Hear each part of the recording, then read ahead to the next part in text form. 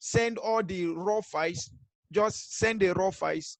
Then you can listen to the places that concern you, and for the places that doesn't concern you, you can just fast forward and get things done. So for that purpose, we for the purpose of the volume of the course involved here, or the classes involved here, we might be pushing classes intermittently. Then finally, please, we will try to do our best to round up level 1 today. Level 1, we want to round it up today. So instead of class starting by 4 o'clock, this first class is going to be ending by 1. The second one is going to be starting by 3. So instead of 4 o'clock, we are starting by 3 to 6, so that we can round up level 1. Then the next class, we are starting with level 2. And in the next 2 weeks, we hope to round up level 2. Level 2 is almost 30-something courses, all right, that we'll have to deal with. All right, then level 3 is the smallest. I think level 3 is 20-something courses. All right, so the 2 voluminous courses are level 1 and level 2. Level 3 is a reduced course, all right, and much more practical. All right, so all right, thank you so much, Dr. Ikenna, for more of the clarifications. All right, so without wasting time, I would like to go through this course. And I've also advised people, for those that may not have money to go for materials, please, there is nothing wrong in screenshotting the slides. Please, there is nothing wrong in screenshotting the slides. If you can't get the video immediately, please, you can go ahead and screenshot the slides, then have them as pictures. Okay, have them as pictures, then you can go through them over and over again. All right, so at this juncture, I want to say thank you very much, and thank you for understanding me. All right, if you have any question, please go ahead. And please, all those people asking repeated questions, please, we don't have all the time to be answering repeated. When you go through the chat room, the WhatsApp chat room, you see your question is answered. There is no need of answering it again. It's the same answer you will receive, and most of these answers are provided on the website. Okay, so please, let's take the time to go through those things, and not having repeated questions over and over again, so that we don't bore people in the chat room. All right, thank you so much. And once again, welcome to today's class. The first class was quite enticing, and so I'm going to go through this. Values and ethics in business. So let me say values and ethics in HR. Values and ethics in HR. Values and ethics in HR. Values and ethics in HR. May Henshaw said something in one of the answers she was trying to help answer, or one of the questions she was trying to help answer in one of the classes, and she mentioned something about ethical leadership. I think someone raised the question, and she brought up things like ethical leadership. Now, the foundation of ethical leadership in every organization is dependent on the standards, the policies, the culture that the HR department were able to raise. All right, so ethical leadership, though we say, starts from the CEO or top management, but the enforcers of ethical leadership, or the enforcing agent for ethical leadership, is the HR, because everything that has to do with training, mentoring, coaching, and having to let staff understand the values associated with an organization, they are all bounded around the office of the HR. Now, if there is no ethical leadership in the HR department, every other part of the organization will lack ethical leadership. Whenever you hear things like corruption and all of that in organization, and maybe we have negative politicking, negative effects of workplace politics, it is based on what is happening in the HR, all right, in the HR department. Now, whenever you hear things like you pay a particular amount of money, and the job that was supposed to be made open to everyone is made open though, but everyone that is applying, we already know that that job is closed because someone has paid a particular amount of money to the HR department. So they are doing a camouflage on the outside and not really doing some, going through the ethical standards of recruitment. Okay, and we also have some cases where HRs will be like, before I grant your leave, you have to rub my back so that I can rub your back. All of those things are non-ethical behaviors. Okay, they are non-ethical behaviors. If staff notice that the HR agents or the HR department officials are actually promoting unethical behaviors, they themselves will become the producers of unethical behavior. They will become the catalyst to driving unethical behavior, because they know that everything they bring up, provided there is a financial indictment to it, it can always fly. Okay, and we'll also have this kind of emotional bias where HR has some, or the HR department, or members of the HR department has some emotional bias over some staff. So a staff will come late, you overlook him, and on the attendance sheet or the attendance record, you still record him or her as being punctual, and the person collects the normal pay at the end of the day. Meanwhile, there are people you display some emotional bias to. So some people you show favoritism, some people you show negativism. So those kinds of behaviors are very, very unethical. As soon as the standards to organizational structures, organizational systems, practices, and regulations are set, the HR department is responsible to ensure that those standards are met. All right. So values and ethics in business, or values and ethics in HR practice, they are very, very important. Okay, and they are driving forces to determine what happens in the HR department or not. So quickly, let's see what we have here. We'll be looking at the introduction, importance of ethics, human values and ethics in workplace, ethics and values in business, the core concepts, how to do ethics, how do ethics make you a better person, then ethical differences in workplace, morals and ethics in workplace, how to handle ethical issues in workplace. Then we'll look at some case studies.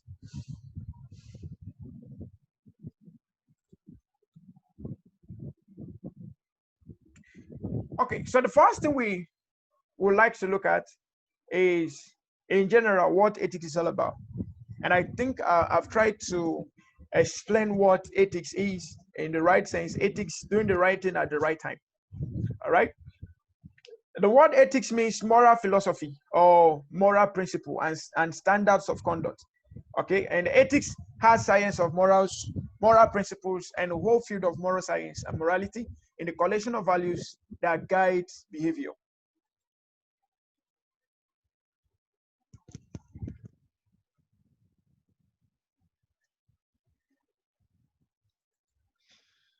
And the golden rules of general ethics: you have the trustworthiness, you have respect, you have responsibility, you have fairness, you have caring, and you have citizenship. And all of these things are the things that the HR should be promoting. They are the things that the HR department should be promoting.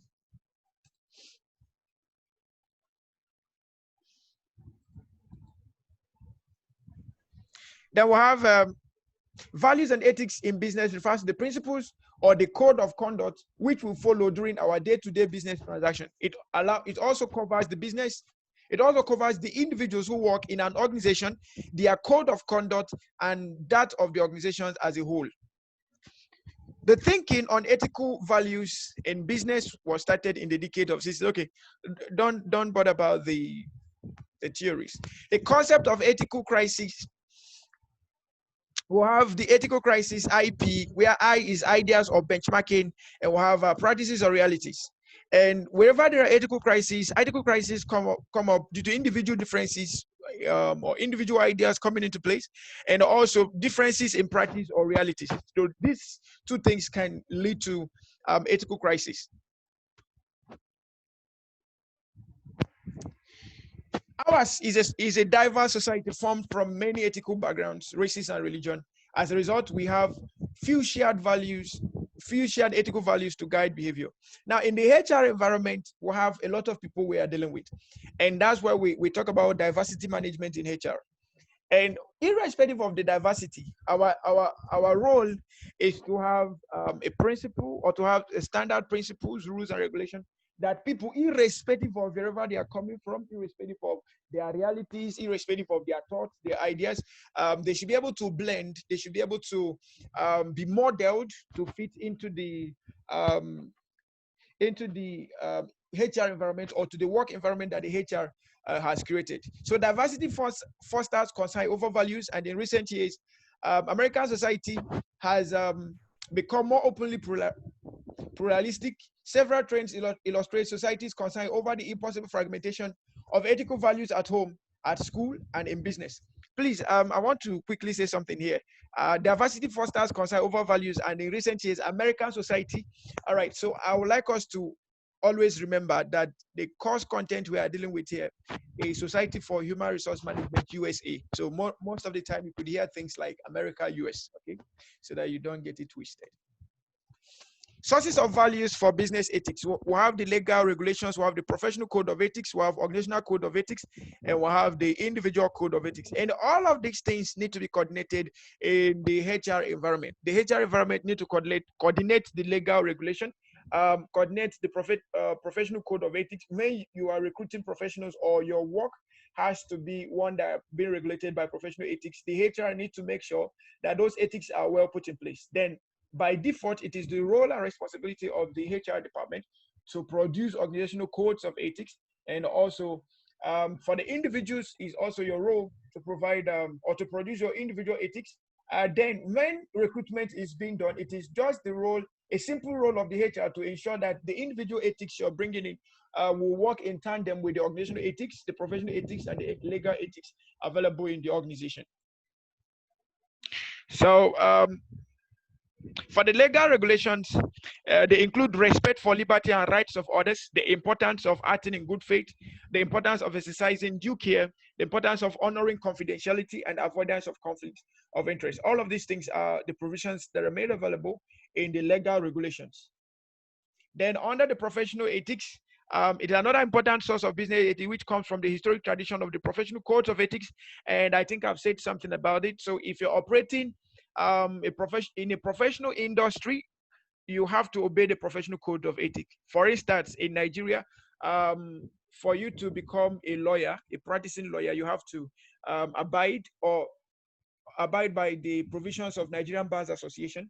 Okay, and for you to work as a legal firm in Nigeria, you need to abide by the Nigerian Bars Association. The same thing applies to the Nigerian Medical Association. So if you're going to be a medical practitioner or a doctor, all right, you also have to abide by the provisions of the code of conduct of the profession called medicine, as provided by the Nigerian Medical Association. Then we'll also have others like the Pharmaceutical Association of Nigeria, and there are other so many other professions coming up. In IIPM, if you become a member of IIPM, you have your codes of conduct to work with, okay?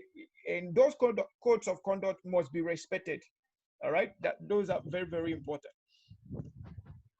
Then you have the organizational codes of ethics, which are bounded around fundamental honesty, product safety, health and safety at workplace, conflicts of interest, ensuring that there are no conflicts of interest, then fairness in selling, both internally and externally, and then we have financial reporting, integrity in financial reporting, so keeping good supplier relationships, pricing, billing, and contracting should be fair enough. Acquiring, using information about others should be quite more confidential and should be done on the person's permission. Then you have political activities within the organization and without the organization. In level 2, we'll be talking about workplace politics. Okay, it's a full course on its own, and is over 100 slides. So we'll take time to look at office workplace politics, and then we could understand more how we could create codes of conduct or codes of ethics around workplace politics to ensure that the politics within the organization should be a fair politics rather than a negative politics. Then we'll have protection of the environment. Then we'll have intellectual property and proprietary information. Then I think I've spoken much about the individual values, how individuals can come about their own values and also ensure that those values are not in conflict with organizational or societal values. The ethical issues in business. We actually have different ethical issues in business, ethical issues surrounding the sources of businesses, which in most cases affect product safety, customer experience, human resource relationship, and other parts of the business, administrative issues, and all of that. So we have, in fact, every part of a business, if there are no ethical standards, we have ethical issues to combat with, to deal with, all right? So do you have business ethics and values? How does one business determine what is ethically unacceptable and acceptable behavior? Where do business owners, chief executives, and employees get their standards or guidelines for ethics? Is there a definition for business ethics that can really set an honest and fair business practices? These are all the questions we would have answered by the time we are done with this class. This is the dilemma that many employees and business owners are facing every day. Everyone will somehow and someday will be faced with a decision that involves ethical behavior. Quickly, what are the importance of business ethics? Business ethics is a sort of corporate governance that has to do with the moral values of managers. Business ethics is a part of corporate governance that has to do with the moral values of managers. The managers need to be transparent in their business dealings.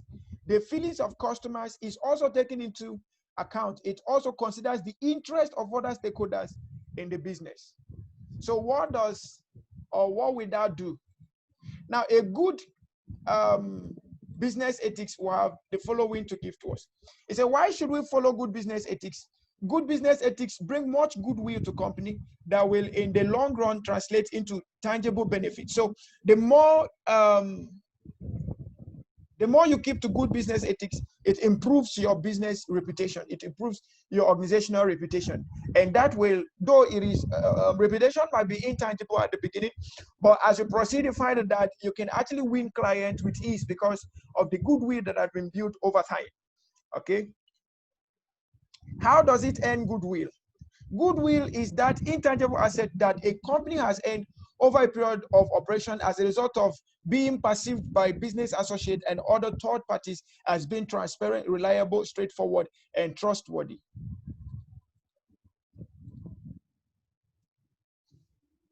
Now we have profitability as part of the benefits of business ethics. Few companies with good business ethics around the world. We have people like Tata, Infosys, Wipro, TVS, and the Hero Honda. The first direct dividend of ethical business operation is profitability.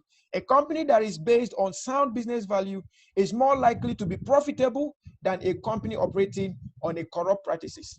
And most businesses that are shutting down, even on daily basis, if you look at them critically, more of the problem that they have is that there is deviation from ethical standards to becoming unethical.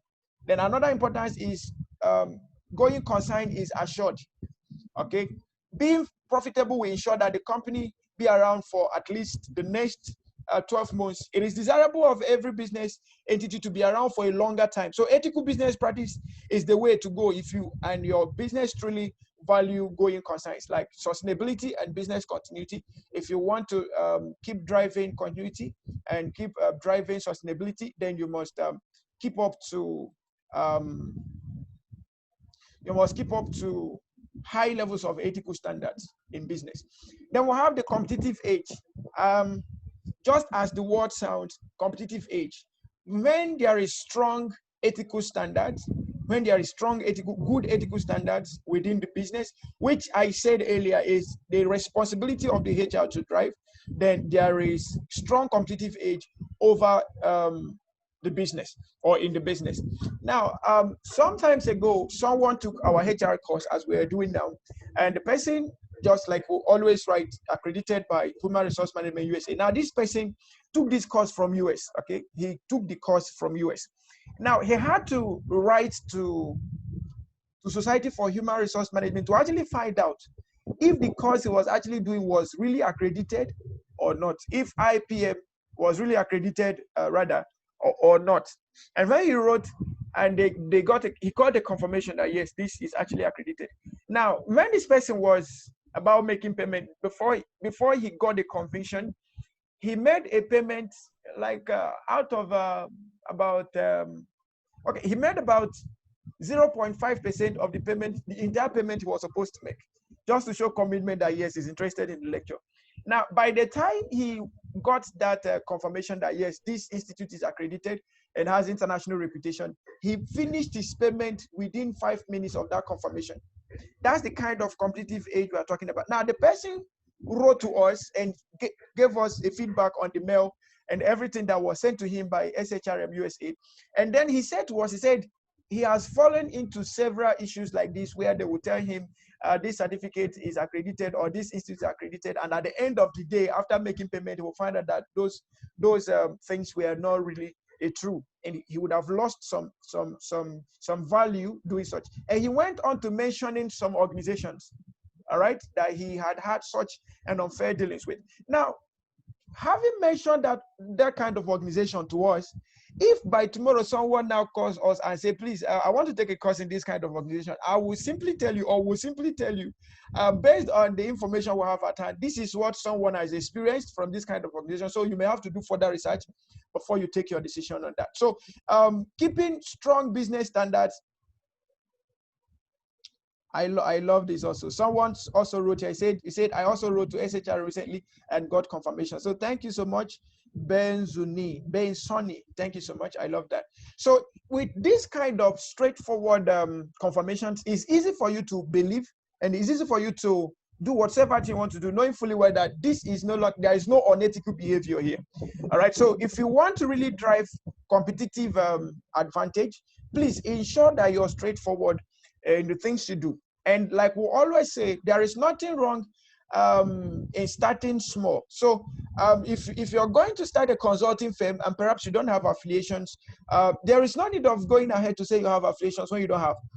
There is nothing wrong also in presenting your value in the most respected and viable way.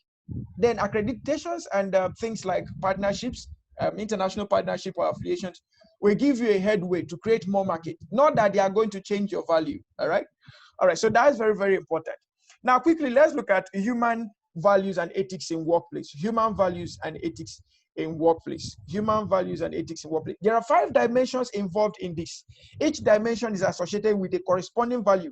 This approach gives us a core set of 5 human values, core sets of 5 human values. And this core set of 5 human values are insight, that's meaning and purpose. They will have love, compassion, and sense of community.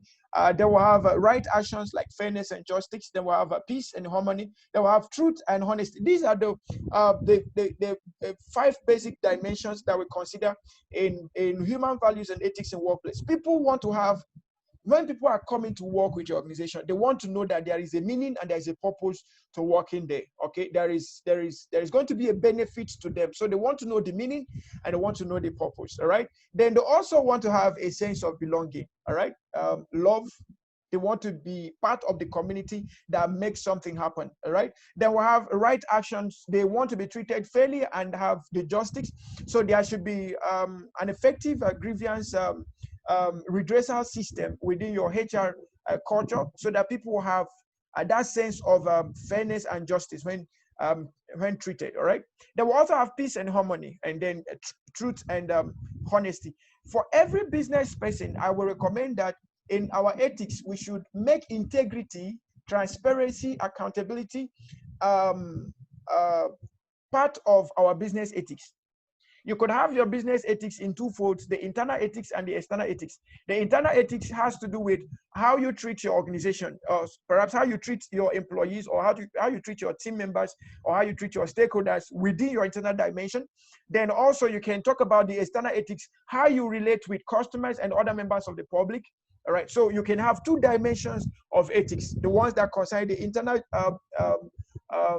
manipulations or internal operations to external operations and the likes. And you can also have the general ethics that combine both dimensions, right? Values and ethics are important in workplace to help keep order, ensuring that the company runs smoothly and remains profitable. Each individual company makes its values and ethics known almost immediately after hiring an employee, or many times during the interview process. So ethics is not something that should be hidden from people when they are coming in, because importantly, remember, one of the importance or one of the key reasons why we are running interview is to ensure that the personal ethics of the person we are bringing in will not be in conflict with our own corporate ethics. One of the reasons most organizations have to always quarrel and fight with their staff is because there is a conflict between organizational ethics and individual ethics, and perhaps there may be no ethics at all. So where there is no communication, or perhaps where there is no ethics laid down and there is no communication of ethics to employees before they join the organization, most often you see ethical crises coming on board. All right. Okay, so as we just mentioned, these are part of the ethical standards and behaviors that we can put up in a workplace, and state categorically what ethics we believe in such dimensions. So we have ethics in the areas of dedication, we have ethics in the areas of integrity, in the areas of accountability, in the areas of collaboration, in the areas of conduct as to what we are to wear and what not to wear. Okay, and that's very, very important. Okay, please, if I'm too fast, please feel free to send me a message, and I will reduce my pace. Please, if I'm too fast, try to send me a message. I just have like 29 minutes to finish this class. If I'm too fast, please feel free to send me a message. If I'm too fast, feel free to send me a private message, and I'll be sure to respond to that. Okay. Okay. Handling ethical issues in workplace. Handling ethical issues in workplace. Okay. Thank you so much, Dami. All right. Step one, develop a workplace policy. Now, someone asked a question in this class the other day, and she asked a question. She was like, she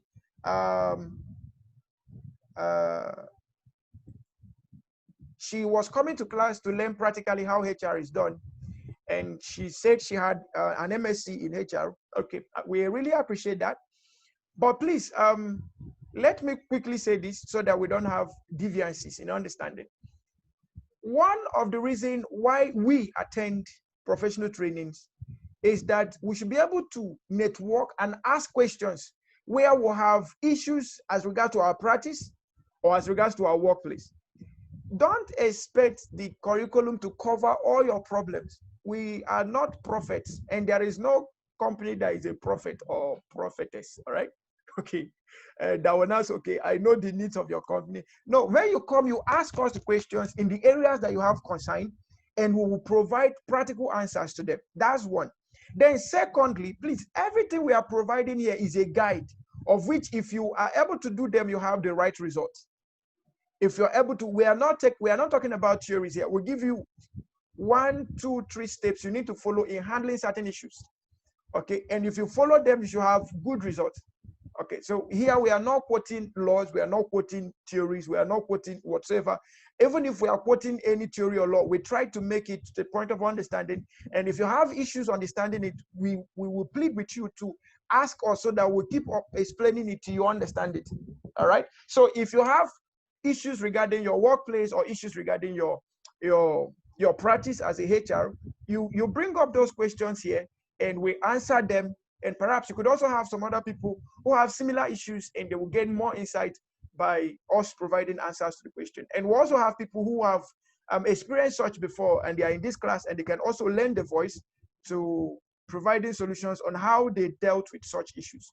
Okay, so that is very, very important. So if you're expecting us to come and tell you things that we know not that you're struggling about, please, I'm sorry. We might not be able to do that until you tell us. When you go to a doctor, you tell the doctor what your problem is, and the doctor gives you the prescription. A doctor without running tests, without doing anything, cannot just come and give you prescriptions, right?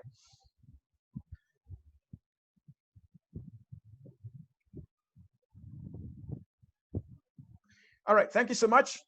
All right, so let's go back to handling ethical issues in workplace. Step one, develop a workplace policy based on your company's philosophy, mission statement, and core of conduct, right? And this is step one. Before you go into bringing in an extra person to your organization or to your team, please make sure there is a workplace policy that is based on your company's philosophy. What does your company believe in? How does your company think they can do their work? And what code of conduct do they believe in? That is the number one standard. Then number two, provide workplace ethics training to employees. Utilize varied instruction methods to engage employees in learning how to address and resolve ethical issues. Okay, or ethical dilemmas. Please, most often, we always overlook ethical trainings. We feel like these are things that people should know. We should, in management, especially in practice, in management practice, we don't really do assumptions. In management practice, there is one belief we have, and that belief is you cannot communicate enough. There is no point you can come and say you have over communicated. No.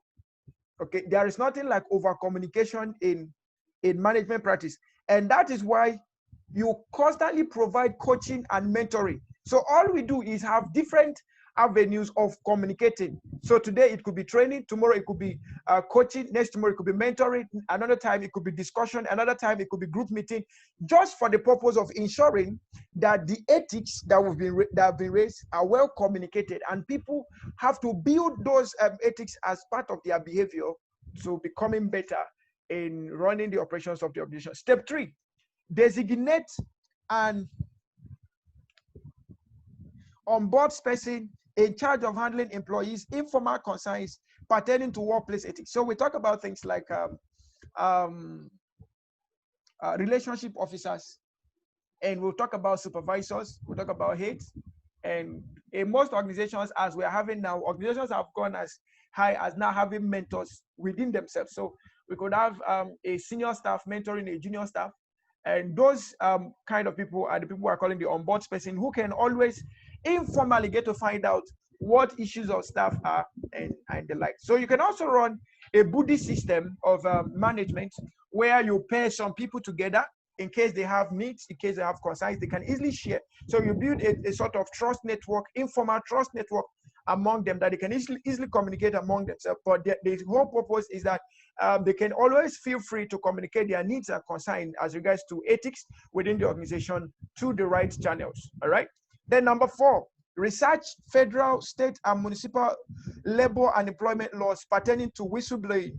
Refrain from making employment decisions such as termination or suspension in connection with whistleblowing or employees' right to protected activity under whistleblowing laws or public policy.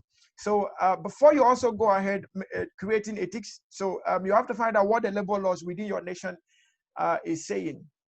Nigeria has its own labor laws, Ghana has its own labor laws, US has their own labor laws, and every other country has their own labor laws. Most often they are all available on the Ministry of Labor and how did they put it? Ministry of Labor. I don't know what they call it in other countries. But when you go to the website, Ministry of Labor, okay, in Nigeria, you'll find the different work acts and the different labor laws, all right? Labor laws, you can download all and take your time to go through them, all right? Go take your time to go through them. And for all the legal practitioners that are into labor laws, they also need to pay attention to what the labor laws are saying. So it's good you go ahead and download such information and go through them. Although some of them might be bulky, but it's important to have those information contained in them. And also we should refrain from sacking staff due to whistleblowing.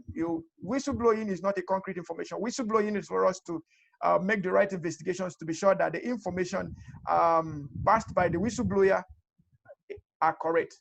Okay, and finally, apply for workplace policy consistently when addressing workplace issues and employee concerns about workplace ethics. Use the same business principles in every circumstance, regardless of perceived seriousness or level of employees involved. So we talked about the emotional biasness sometimes that can affect the judgment that we do render. So we have to pay attention to ensuring that there are no emotional biases when applying workplace ethics, and that we should be consistent irrespective of who is involved, whether it is top management, middle management, or low-level management. All right, quickly, let's look at the core human value model. The core human values model. How does the human ethics come about? The individual ethics that we all have, how does it come about? So I have the sources of all ethics in the human dimension. The sources of human ethics from the individual perspective. So I have cognition associated with values of truth and honesty. What is cognition? Knowing what is right or wrong. In this case, ability for you to say what is right or wrong. And by default, every human being has conscience. So conscience is the chief judge to knowing what is right or wrong. And please, I will say something here. Based on the traditional culture surrounding us in our environment, especially from birth, it has a way of building our cognition to know what is right or wrong. Now, in Nigeria, there are things that could be right and wrong. In other countries, they are not. So there are things that could be wrong in Nigeria, in other countries they are right, and there are things that could be right in other countries. In Nigeria they are wrong. Example, there are countries that permit same-sex marriage. In Nigeria it is wrong. Okay, so and in Nigeria, if you're saying same-sex marriage is wrong, it's because of the environment that has helped you build such cognition towards making such decision. In other parts of or in another country where they say same-sex marriage is right, if you say same-sex marriage is wrong in such case, your cognition at that point in time will be wrong. Okay, and also we have issues like in Nigeria we practice monogamy and polygamy, right? But in some other countries, they practice monogamy, polygamy, polyandry, and every other kind. So in the case of polygamy, a man can marry multiple wives. In the case of polyandry, a woman can marry multiple husbands. All right. So in Nigeria, we don't practice polyandry.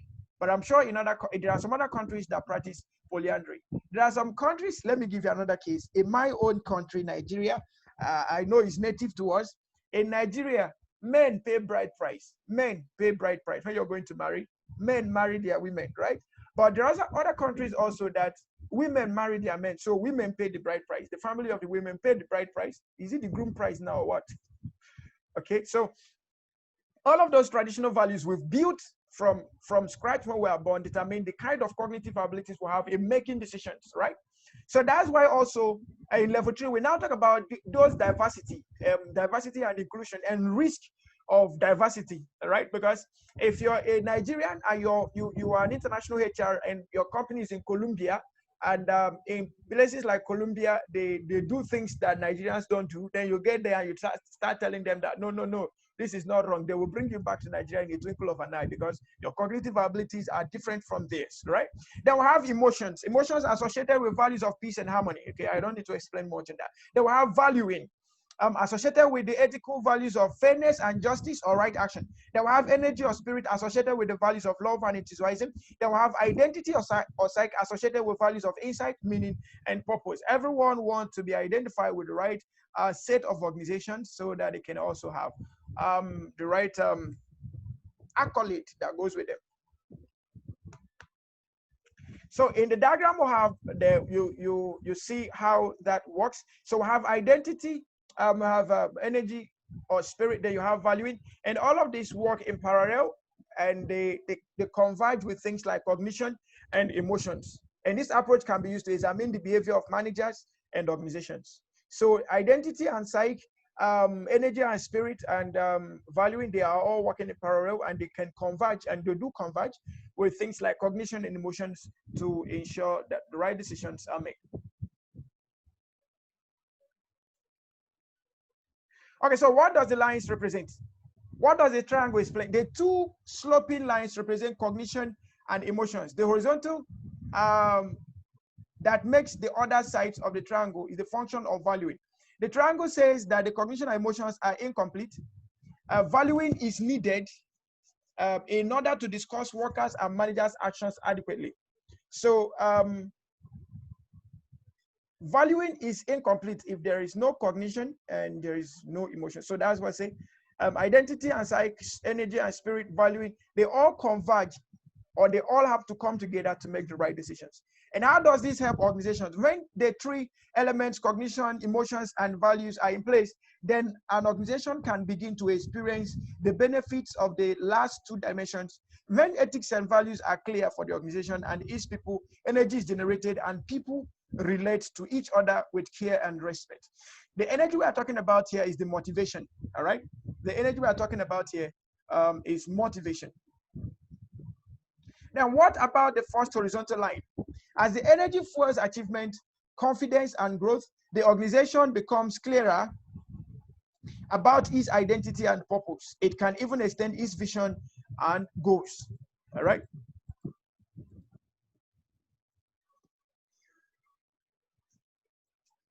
Okay, quickly. How do ethics make you a better person? The first thing we look at there is trusting relationships. Trust is the basis of every profitable relationship. Trust is the foundation of every profitable relationship. And I want us to remember something that was said in the introduction of this class, talking about the core essence of human resources. We said it's about employment, relationships, fulfilling for both the employees and the management. Or there should be employment relationship fulfillment for employees and employers. So for that to be achieved, there must be high levels of trust between the employers and the employees, right? So ethical behaviors, or ethical employees rather, build trust in their workplace relationship, allowing people to open up to them, share private information, and feel more at ease communicating with them. Areas of ethics that affect trust include honesty, fairness, avoiding rumors. Then getting the trust of your co-workers can enhance your productivity by making it easier for you to communicate and work with others in the workplace.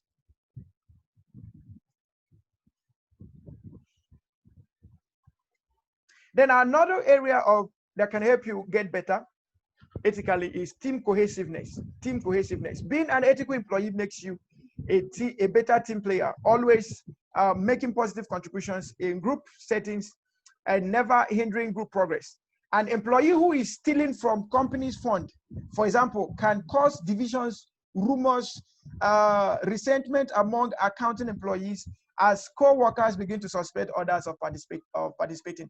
All right, so team cohesiveness is also a way of course, it should be an aftermath of trust. Okay, if the team trust one another, it's easy for them to be cohesive. It's easy for them to work together without suspecting one another or without distrusting one another. And that also will go a long way in helping us get better with the things we do.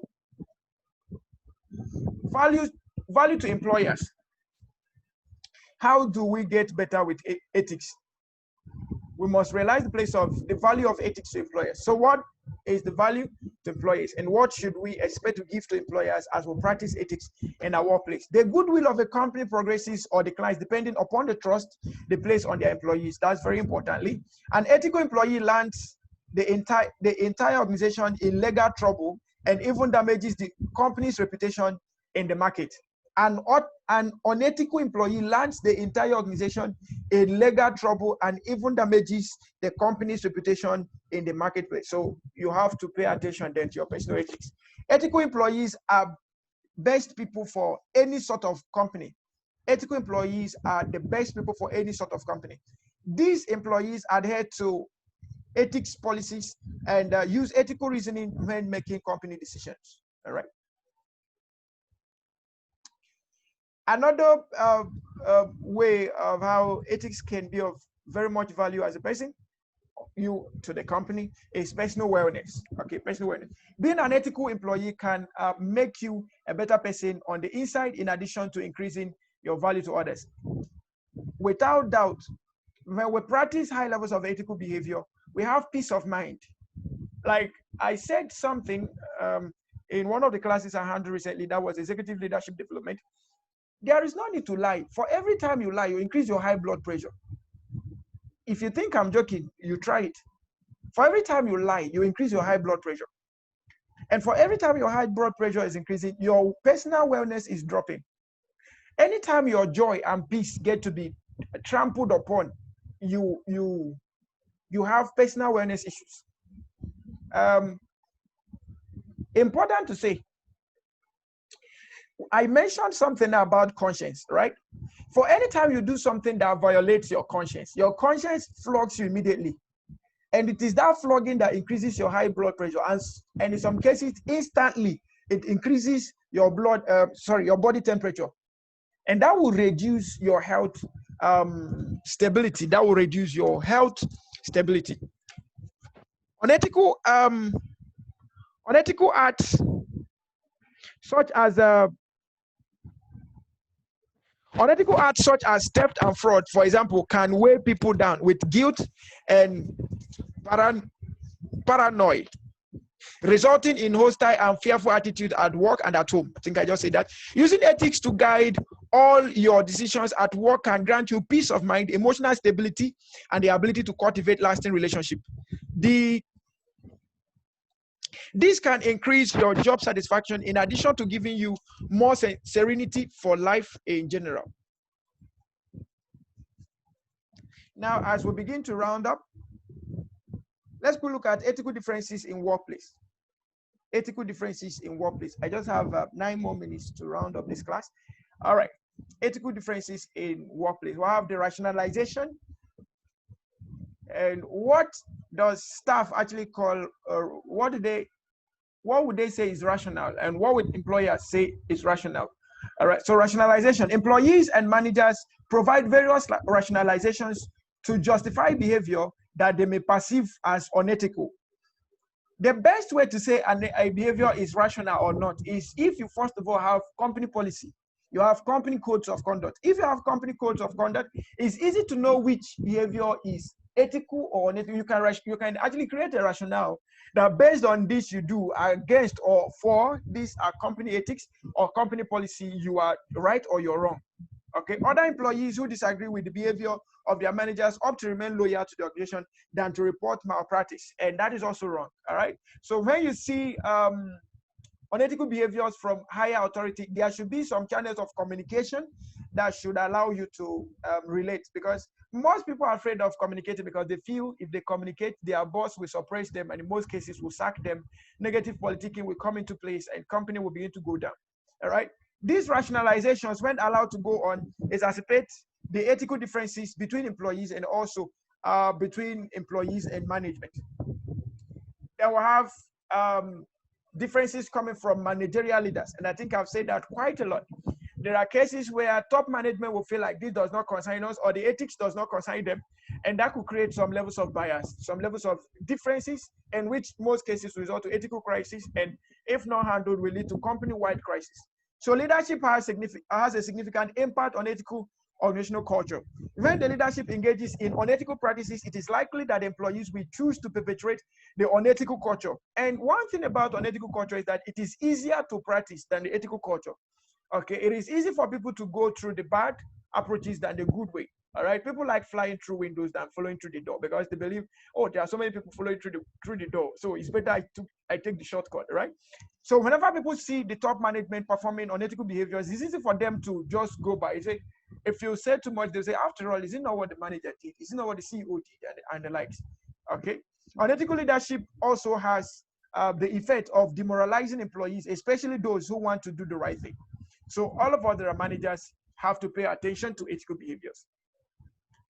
Then another thing we have there is the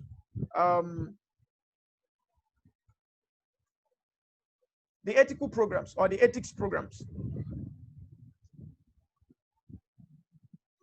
Ethics programs are a set of policies and practices that help employees and managers to deal with workplace ethical dilemmas. They are also a deliberate effort to guide employees away from situations where they are forced to participate in unethical behaviors just to keep their jobs. Ethics programs create safe channels for reporting workplace malpractice. I think we've also laid more emphasis on this. And I will repeat this again. Ethical programs involve training, retraining, mentoring, coaching, group discussions, meetings, and any other approach that you want to use to ensure that your staff, your employees, your team members understand the whole ethics and the operations of the ethics within the organization and without the organization, so that they don't get the organization into trouble. All right. Whistleblowing. Whistleblowing is typically a last option for an employee who encounters unethical practices. The choice to blow the whistle is a risky one that may cost an employee his job, right? Okay. It is therefore essential for an employee to first deal with the matter internally by reporting unethical practices to the leadership levels in the organization. All right. And just like we said in one of the slides, that okay, I think that's it. Ethical programs create safe channels for reporting workplace malpractice. So the HR, when creating ethics on organizational policies, should also create channels for communicating unethical behaviors, right? Very, very important. So that the person in the top management that the whistle is going to be blown against will not use that against the staff. Morals and ethics. Morals and ethics. Morals and ethics go hand in hand in the workplace and should be of concern to small business owners. It should be of concern to small business owners.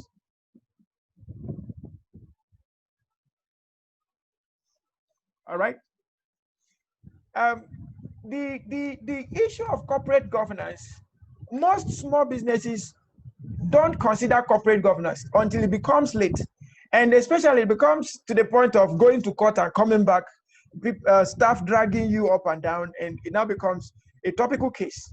So before you start as a business in the small region and in the SME, please pay attention to corporate governance. Even if you don't have the entire structure of corporate governance, you must have your core values as a business, so that when you're having people come in, they should see your core values and better to respect it or not. Okay, better to respect it or not. Okay, all right. Operating an ethical and moral business depends not only on how the owners and managers of a company behave, but also its employees and how they interact with each other and with customers. Moral decision making. How do we know which one is the right decision and which one is the wrong decision? As the owner of a small business, you will typically be in charge of making numerous decisions that affect both your company and the people who you work for, or work for you rather. Striving to maintain ethical and moral decision-making skills is vital for a business owner, and not just a business owner, for a HR also. Because apart from the CEO, the next person that follows is the HR. After the CEO, okay, for companies that have board of directors, in fact, the board of directors is an add-on, all right?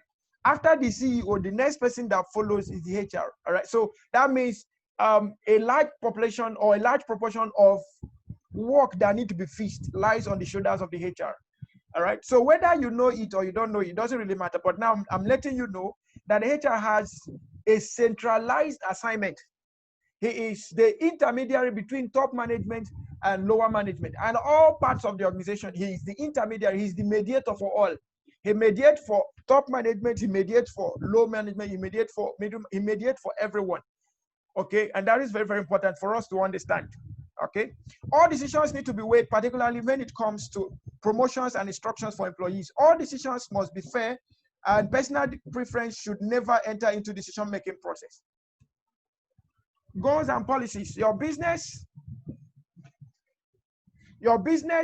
should have a clear set of organizational goals and policies, particularly when it comes to morals and ethics. So if your business doesn't have anyone for now, please, it's time to go and sit down and begin to draft your company policies and ethics. And in most cases, we'll always advise, if you need an external support where you've not done it before, you need an external support, you can go ahead and ask for external support. You can use templates of other organizations. You could search through the internet and find out some templates about codes of ethics and policies within organizations, and you can adapt the ones, innovate on ones that really concerns you and your industry. All right. Okay. So don't sit down there and say, no one has taught me how to write ethics. Nobody's going to teach you how to write ethics. All right. You have to get to go ahead and find out what templates organizations are. The most important thing is for you to understand what ethics and policies are. And as soon as you understand what they are, just go and make your research and find out the templates that best suits what you do, then innovate on them, and then be able to integrate them to your business. And when you're integrating them into your business, personally be sure that those ethics you're raising are the things you really want to do. Okay.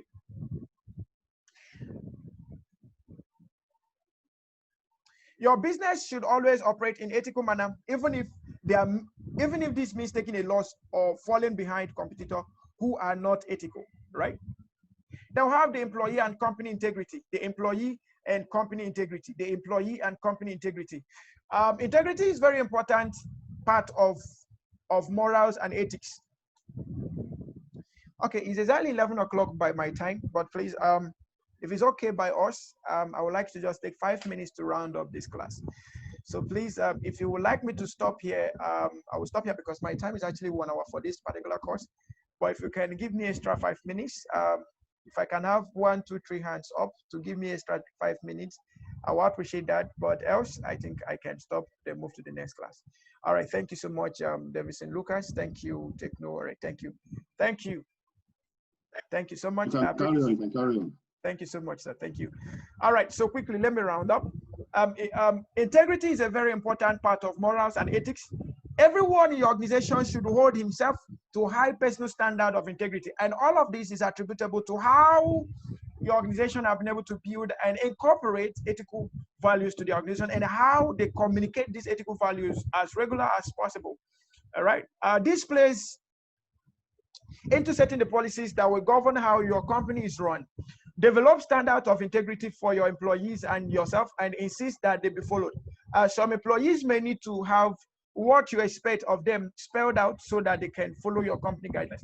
Okay, for those of us that are into HR consulting, most often crisis, employee crisis or company crisis as related to employer-employee, most of those crises come up from either deviations from corporate ethics or non-presence of corporate ethics. So if you're called to handle issues like grievances and issues like crisis within the organization, please, you have to first of all find out what the core values, what the ethics of the organization is. And in most cases, if you go to treat such cases, find out that the organization might not have ethics, or the ethics they are running with are not in tandem with the industry they are working with. So it's important we get organizations to align their ethics according to the industry standards that they are working with, and also according to the legal and other standards that have been made available through the provisions of law, environmental issues, customer safety, and all of that.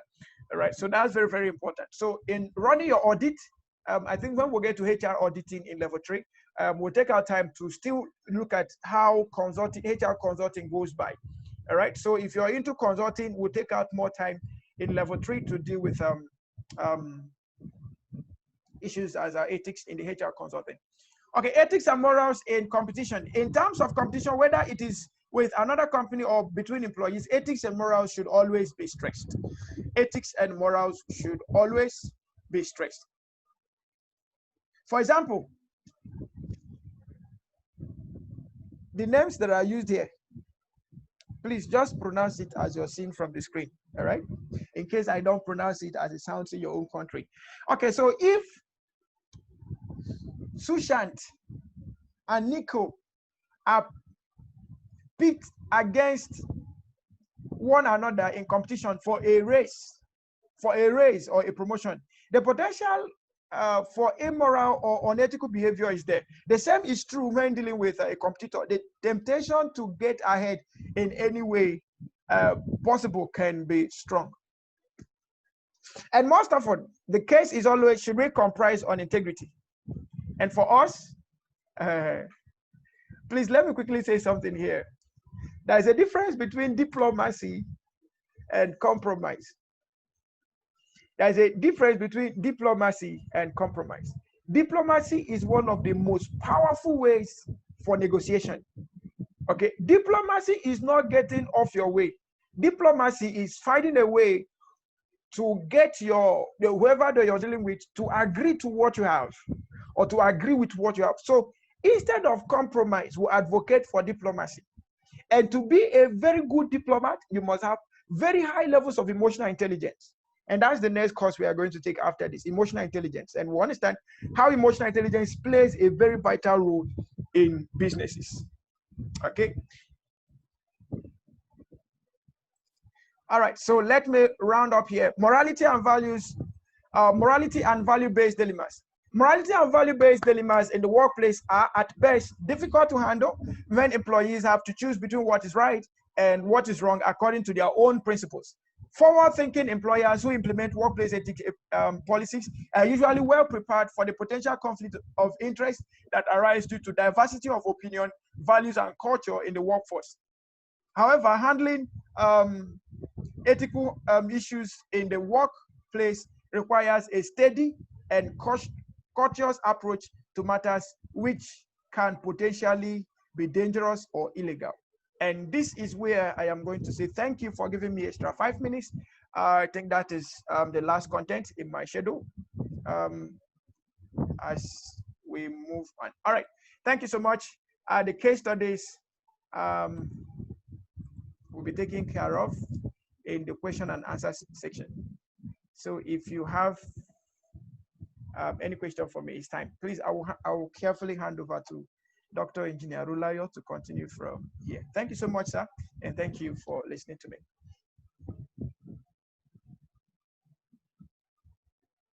Dr. Rola, are you there?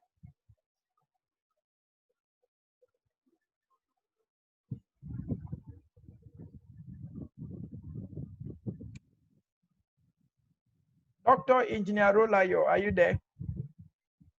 Hope you're not having network issue.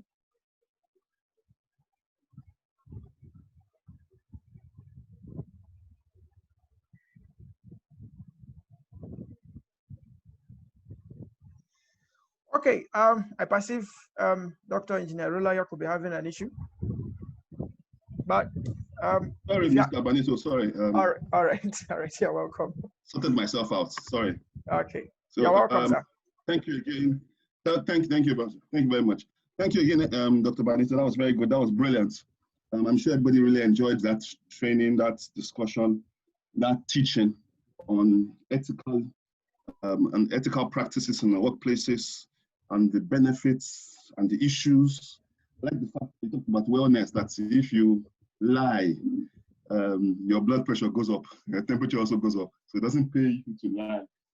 And somebody once said something, they said, if you lie one lie, you have to continue to lie to kill everybody in the system. Because there will always be, you need another lie to cover the lie, and that's just so messy. All right, does anybody have any questions? It's time for questions. Okay, I can see some hands up in the air. Mr. Shedrack, are you willing to ask a question? If you want to ask a question, please put up your hands in the air. Raise up your hands. If you are not asking a question, please can you lower your hands? Thank you. Okay, so Mr. Shedrack, Isaiah, the floor has been open for you to talk. Can you please unmute yourself? Okay, that's done already. Hello? Okay, we can hear you. Hello? Thank you, sir. Yes, okay, thank you very much. Sorry, sir, it was an insightful. You have 1 minute to whatever you're going to do. Okay. Because there are about 6 people here. So. It's okay. It was an insightful the presentation from Mr. Banitos. I want to know the difference between personal principles. Okay, Mr. Shedrack, your network is breaking, so we're finding it hard to hear you. So to sort that out, you might need to write on the chat your question. Hello? Yeah, but it's breaking. Yeah, can you hear me now? All right, please go ahead. Yes, it is. Let's try again. Okay, I want to know the difference between personal principles and how do you blend same to corporate or organizational ethics. All right, thank you so much. Is that good? Yes, I got that. Gotten. We heard you well. Thank you so much. Thank you. Personal principles are most often generated from different sources. And the different sources of personal principles, like I said, it could be from your immediate family, what your family culture is all about. It could be from your religion, what your religion believes or not believe. Like yesterday, someone sent us a message. He said, you people shouldn't have feast class today because we are celebrating Salah. And that is a personal ethics versus corporate ethics, right? And you have other sources as school that can also contribute to personal ethics. But like I said, for those of us in the corporate world, our assignment is to create our own corporate ethics, irrespective of individual ethics. One of the essence of ethics is to help us recruit the right people that will not give us trouble. So if my personal ethics is different from the ethics of the organization I want to work with, obviously they will not hire me. And it is also very important for interviewers or HR practitioners that consult, especially those in the outsourcing consulting area, and the internal HRs that conduct interview. They should be able to get structured ethical questions that should determine or that should help them assess whether the person they are bringing in, his or her personal ethical behavior or ethical lifestyle will be in conflict with the organizational ethics, or it will be in tandem with the organizational ethics. So the individual ethics, for it to work well in the corporate ethics, the person will have to blend to corporate ethics, or if the ethics of the corporate organization is not well for you, you can go and find where yours will be blended. All right. Okay. Thank you so much, Honorable Shadrach. All right, Dr. Thank Rola, you, are you still there? Thank you, Mr. Banito. All right. Thank you. All right. So the next person is Mr. Taufik Arogundade. I'm sure that's what he was trying to type. There must have been some computer issues in his name. I've unmuted you, Mr. Taufik Arogundade. So please, can you unmute yourself? Your hands are in the air, Mr. Taufik. Hello, good morning. You're Good welcome. morning. Hello, good morning. You're welcome. Good morning. Yeah, thank you. Please, a very brilliant delivery. I appreciate that. So what I want to say is that on the issue of you have a staff that is giving headache to the organization, but it has another advantage to the organization. But when it comes to the output, the relationship is very, very poor. Please, how do you handle such stuff? Okay. That has to do with employee relationship now. And like we've said categorically, organizations must give room for growth. If you look at the chart, Dr. Chidike presented during his lecture, the chart on different kinds of staff. You have those that have the high or solid performance. You have those with misdirected effort. You have the deadwoods, and you have the last group of people there. What's their name again? Okay, there's another group there. Now, one of the essence of that chart also, during interview, you already know what the solid performance are. You already know the kind of answers that solid performance will give you for you to place them in that area, and likewise other areas. Now, if you go and okay, you want to start a company, or you started a company, and your assignment is you want people that have capacity and no character, you always run into that trouble. People that have capacity and no character, their problem is always ethical crisis. But you could have people that have character but no capacity, but they have the interest in building capacity. In most cases, we advise you to go for those ones first before going for those that have capacity but no character. It's like you having to marry a woman with a PhD but lacks character. She will finish your life, and vice versa. Okay? And also, remember, you cannot communicate ethics enough. You cannot say you communicated it yesterday, so today you won't communicate it again. No. You have to constantly, through the appropriate channel, keep discussion with the staff so that he or she understands. I've been able to work with some people like this, and in some of such cases, you may have to take some decisive actions over such stuff. I was a HR in a particular organization some times ago, and there was this particular staff, and funny enough, this staff was a core member. In Nigeria, there's what we call core members, National Youth Service. Now, this core member came to do internship, 1 year internship with the organization I was working with. Now, this core member will come to work late, and he will miss staff meeting.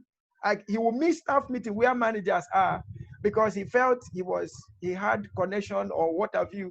At some point, after discussing with him and trying to make sure that he worked ethically and he was not represented, one of the months I stopped his salary. No, first I slashed the salary. He thought it was a joke. The second time I stopped the salary completely. The third time I wrote to NYC and I told him, if you're not ready to work, please, the door is open to go back. Okay, and it was at that time that his brain rebooted and he became a very good person. In fact, before he left, he had the capacity, but character was poor. He had very poor work ethics. So before he left, he became a very high performer. And today, we are still very good friends. All right. So you could try all any of these approaches or all of them to ensure that the staff gets to do the right thing. All right. Okay, thank you so much. Dr. Relayo, any other question? Is Dr. Relayo still here? It's like your network is fluctuating. Yes, I'm here. Sorry. Okay. Thank you very much. Sorry about that. Miss, okay, I don't, Kate, May Henshaw, May Henshaw, I've unmuted you. You can talk now. Thank you very much. Good morning again. So much, Well, Good morning. you're welcome. so okay, I have two questions. One is, can core values be equated with business ethics as a guiding principle? Because normally what a company projects translates to what they should be known for and what they actually stand for. That's one. And then the second one, most often I see people equating diplomacy to telling lies. Is that proper? Okay, thank you so much. Okay, so Mahesha, it's good to have you here again. Your contributions have been wonderful. I love that. Okay, so the first question is business ethics versus can it be equated to the maybe company ethics as relates to staff? If you listen to one of the things I said you could have the two dimensions of ethics, where you have the internal ethics that has to do with how you manage your staff and how relationship within this employees and within employees and the management should go. That's the internal ethics. And then you could also have the external ethics, what you want your organization to be known for in the public. That's the reputation you want to build.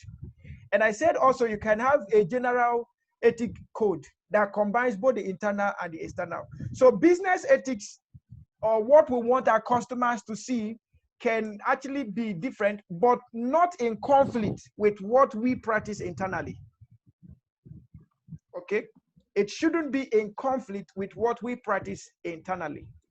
All right? So we can have what we tell customers that this is who we are, but internally to ensure that we have team cohesiveness, we have that friendliness, we have that trust among our team. We should also have some kind of ethics that will allow those priorities to have value. Okay?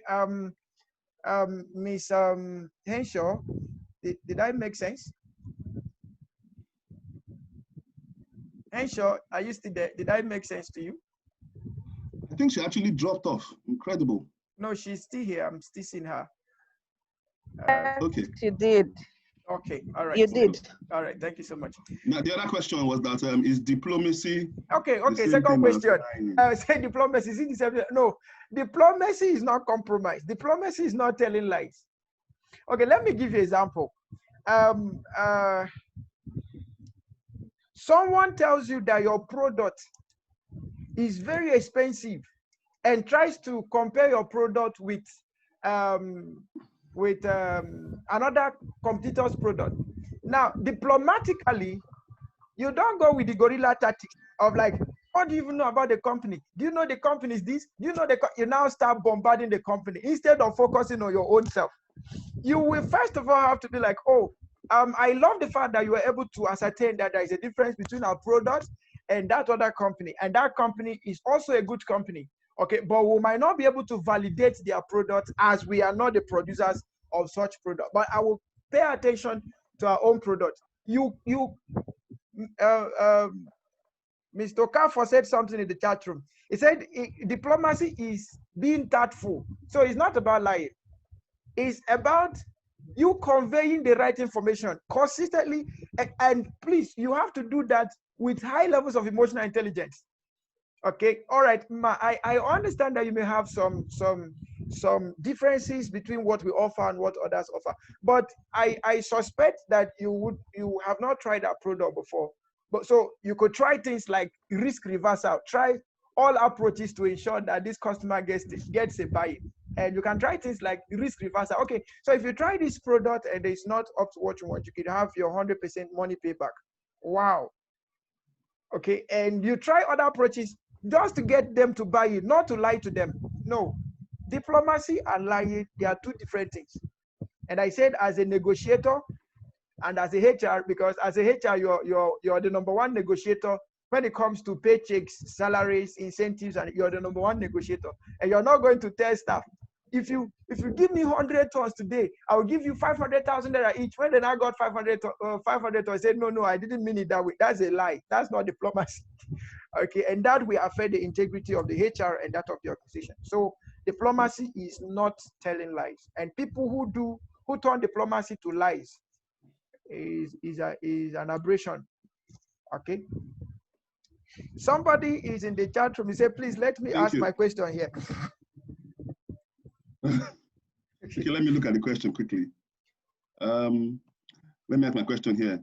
I've been raising hands. What is the possibility of having good ethical competence in an organization as regards public relations? What firms put on paper in most times is different from what they practice in terms of ethics. I have an example with one of the firms you put on one of the slides when it comes to this. Okay. So the possibility of having good ethical competence, is it possible?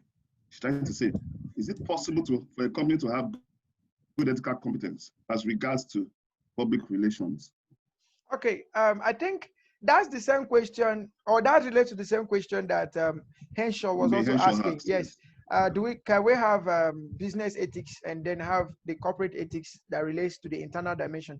Okay, let me quickly say that there are so many organizations that they have very good corporate ethics, like very, very good. But you see deviation between what they say and what they do. All right, between what they say and what they do. And most of those deviations come from top management deviation. When there is a deviation, top management does no longer respect ethics.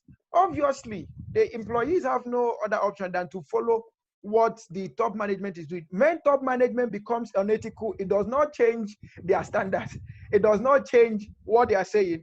It's just that what they are saying is not what they are doing. And we have so many organizations that have very good consultants, develop very good ethics for them, but that's not what they practice. They just want to display something that customers will want to believe in. But importantly, ethics should be followed. Mr. Benito, there's also a cliche. When I was working in the telecoms, sometimes we will launch new products and promise heaven and earth from that product. We're expecting that 10,000 people come on board, but you will shock you that 1 million people came on board in the first 1 week. We thought that we didn't anticipate such a growth in the product numbers. The next thing, our statement to the public was quality, sound call, good data, never drop calls. All of a sudden, we are over congested. And so what we promised has become irrelevant. All of a sudden, the system is just doing its own thing and dropping people off, doing all kinds of things. And before you can upgrade your system very fast, it's not a one-day job. It can take you like 2-3 months. Customers will not say they promised us this, they are liars. But really, that's not the plan. We're not planning to lie. We just did not anticipate the kind of rush into that product. Okay. So, all right. So that being said, when such value propositions are done, we should have ethical managers that should follow through. And those ethical managers should come from the HR domain to ensure that the ethics that we have first of all raised are well followed. That's very important. Okay, let's have Damilola or Olaniyi, my very good friend, consultant. Okay, please, can you open him up, sir? We'll just take these 3 people raising their hands on now, and then we'll go to the next class. Mr. Damilola, the floor is open for you. All right, thank you so much, Dr. Banito, for a very concise and precise session. You're welcome, sir. Okay, my question would be, what should be done with the closeness relationship between the CEO and HR in an organization? Is there any progress attached to that can be occurred? And again, what about the situation whereby the CEO and the HR sometimes they don't seem to agree? What is the effect can that have in organization? Okay, thank you so much, Mr. Dami. That's a brilliant question. Okay, it's important to note, like I said, the HR is like a mother in the family. So you have the father, you have the children. Okay, and in most cases, mother and father have their conflict, but that does not mean that the family should scatter. And you also have a case where mother and children have conflicts. That does not mean that the family should scatter. So most of the responsibilities lie at the shoulders of the HR. And where there is discrepancy in belief system between the HR and the CEO, then there must be a recall back to what the company believes in. They should go back to what their policies say. And you know, some CEOs are, in most cases, after financial returns. So sometimes some CEOs may want to have deviations from the ethics they've already established to get more money or to get more revenue. But it is the responsibility of the HR to say no. The HR is not just is not just there as a mediator. He's also there as a safety compliant officer. He's also there as he must make sure that the organization does not deviate, irrespective. We said there should be no favoritism, whether you're in the top, you're in the middle, you're in the low, it doesn't matter. HR is like the judge, the law. His eyes are blindfolded. The hammer goes to anyone that deviates. All right. So where there are cases that the HR and the CEO may have some deviations, the primary way to solve that is, let's go back to what we believe in. All right. Let's go back to our ethics. Let's go back to our codes of conduct and be sure that we are doing the right thing. And where need be, let's go back to the law and find out what the law is saying about the actions we want to take. All right. Okay. Thank you so much. All right. Honorable Rolayo, we have Darren Naji. Yes, Darren Naji. Welcome.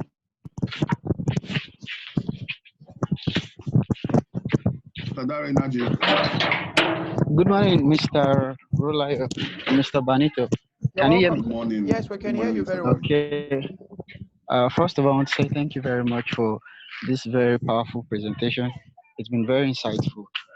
My question is on the issue of the diplomacy and compromise, as you rightly stated. It seems kind of dicey, as there have been several examples given thus far of companies trying to get people to appreciate their product.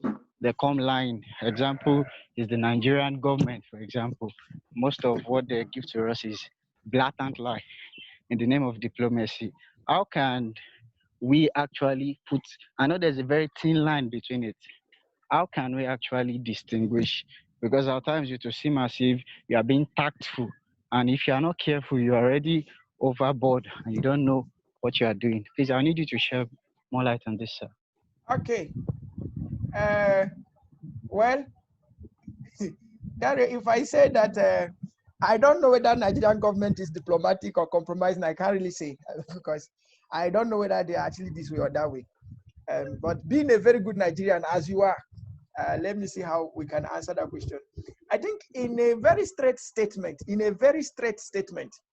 diplomacy is ensuring, in fact, when it comes to diplomatic relations, all we want to have is peace. Peace through some truths, okay? Not lies. In diplomacy, whatsoever thing you cannot uphold, don't go and say you will uphold it, okay? And please, when people deviate from standards, we already know that they are unethical, okay? And we shouldn't use that as yardstick to determine whether we should be ethical or not.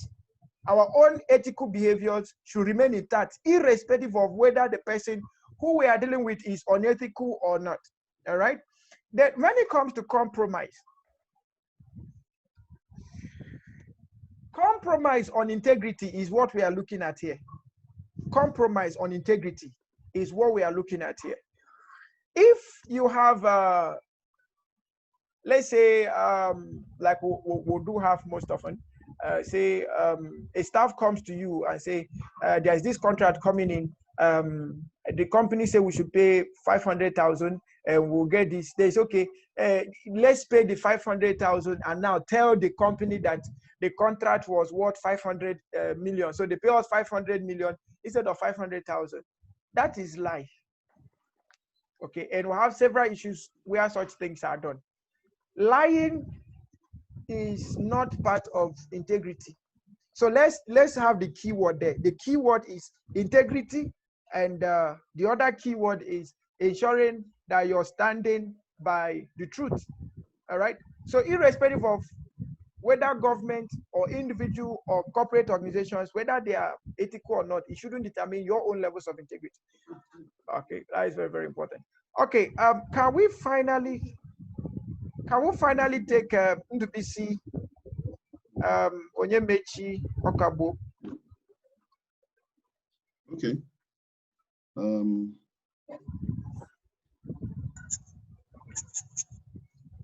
Oh, sorry. NDBC. You can unmute yourself now, Mr. NDBC. All right. Good morning, sir. Thank you for this wonderful presentation. My question is just a very simple one. I just wanted to thank you, sir. I want to give a recap on the triangle lines, their meanings, and on the core human value model. Okay. Okay, I will do that. But before we do that, since yours is going to take quite an explanation, can we have Theophilus E. Daniel Kabwere? Okay, Mr. Theophilus, your line is open for you now. All right. On this issue of diplomacy and lies, I just feel I want to contribute something. Okay. I think this confusion here says a lot about our learning and what we bring, the pre-understanding and assumptions we have in our mind before we come to class or when we are being taught something. The concept of diplomacy is clear. All right, it has nothing to do with lies. So if we are having that, we need to go back and check our understanding. It's a clear concept, and this thing keep recurring. Diplomacy is not lie. It has nothing to do with lie. So we need to understand it, and there's nothing in this class that speaks to that. So the whole notion of government lying, I think, is just a preconception that we have in our minds. It has nothing to do with objectivity. Thank you. I love that. Thank you so much. Okay. Thank you. So according to Honorable Theophilus E. Daniel Kabwere, there is a very big difference between lying and diplomacy. Please, let's get that very clear. Okay, let me get back to Mr. Ndubisi Onyemechi or Kabo. Okay, so this is the triangle you're talking about, sir. Okay, so this triangle is trying to say that in the core human values, identity and psyche, energy and spirit, and valuing, or all both of them joined together as what we call valuing, they cannot work independently in determining the human core values, right? There must be some levels of cognition and emotion. So there should be a convergence of valuing, there should be a convergence of cognition, and there should be a convergence of emotions to be able to say what human core values are. And back to what does it mean? This is actually what it means. So if you can see through the slide, maybe you read alongside with me. All right. And I will leave you to read through the slide, read it over and over again. And then if you have more issues, please, you feel free to ask. You can ask that in the chat room, and you can ask that in the WhatsApp group, whichever one that is best for you. All right. Thank you so much. Okay, Dr. Olayo, is there any other thing we need to talk about as we move to the next lecture?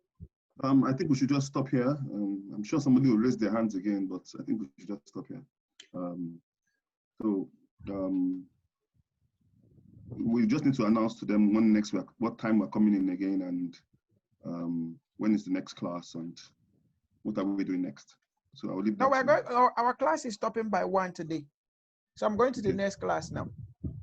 Okay, so Dr. Chidike should take over from me here. Thank you. No, Dr. Chidike, his class will be later in the evening. So I'm continuing with my own classes. I'm possibly going to finish my class. Okay, no problem. Yes, let him take his class in the evening. I know he's still in the room, but he said he would take his class in the evening. Okay. Okay, so before I go to anything, let's quickly talk about emotional intelligence. And I'm only going to create the necessary knowledge we need to have about emotional intelligence and how emotional intelligence work for us in HR and how to apply emotional intelligence in the HR domain. Okay, I know a good number of people here have done some other HR related courses, like people like Honorable Theophilus had already taken some courses in executive leadership development, which is also HR related. People like Henshaw, Patrick Oche, and others. So we took our time to deal with emotional intelligence in those courses. And also in courses like, we have certified emotional intelligence expert, and I'm sure there are people here also who have taken that course. I think I can see Joy Plus in this class. So people like Joy Plus have taken courses in emotional intelligence. But that notwithstanding, for the sake of those of us that are new to the HR environment, we will quickly go through this. It's just going to take me like 15 minutes to run through. Then I will come back to performance appraisal. Then in a short while, we'll be done. But we'll be done maximum 1 o'clock. Okay, emotional intelligence. Emotional intelligence also has a very great role to play when it comes to diplomacy. In fact, like I said, to be diplomatic and to win diplomatic cases, you have to be highly emotionally intelligent.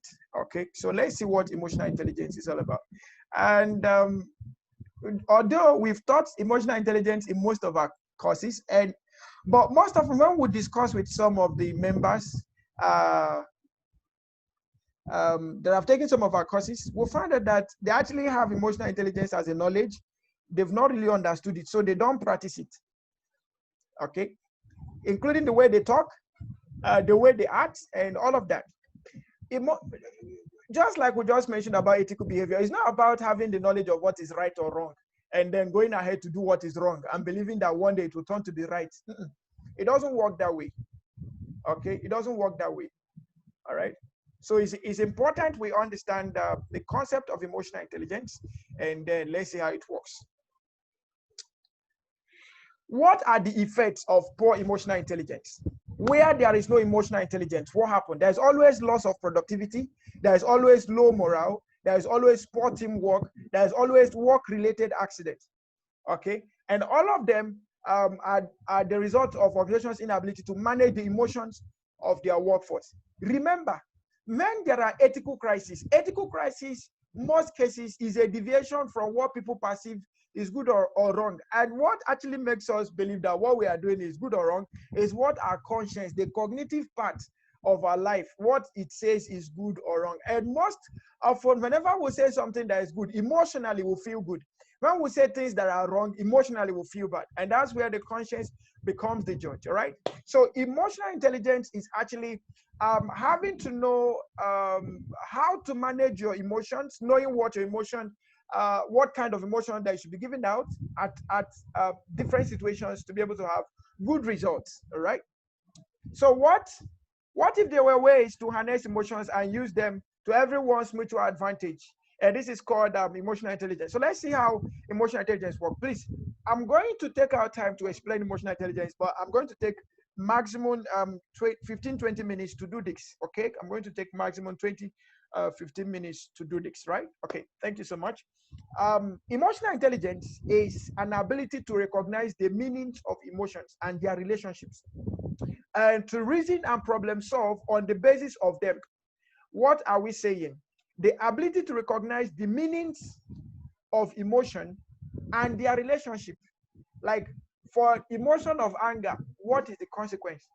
For an emotion of peace, what's the consequence? For an emotion of enthusiasm, what's the consequence? For an emotion of lying, what's the consequence?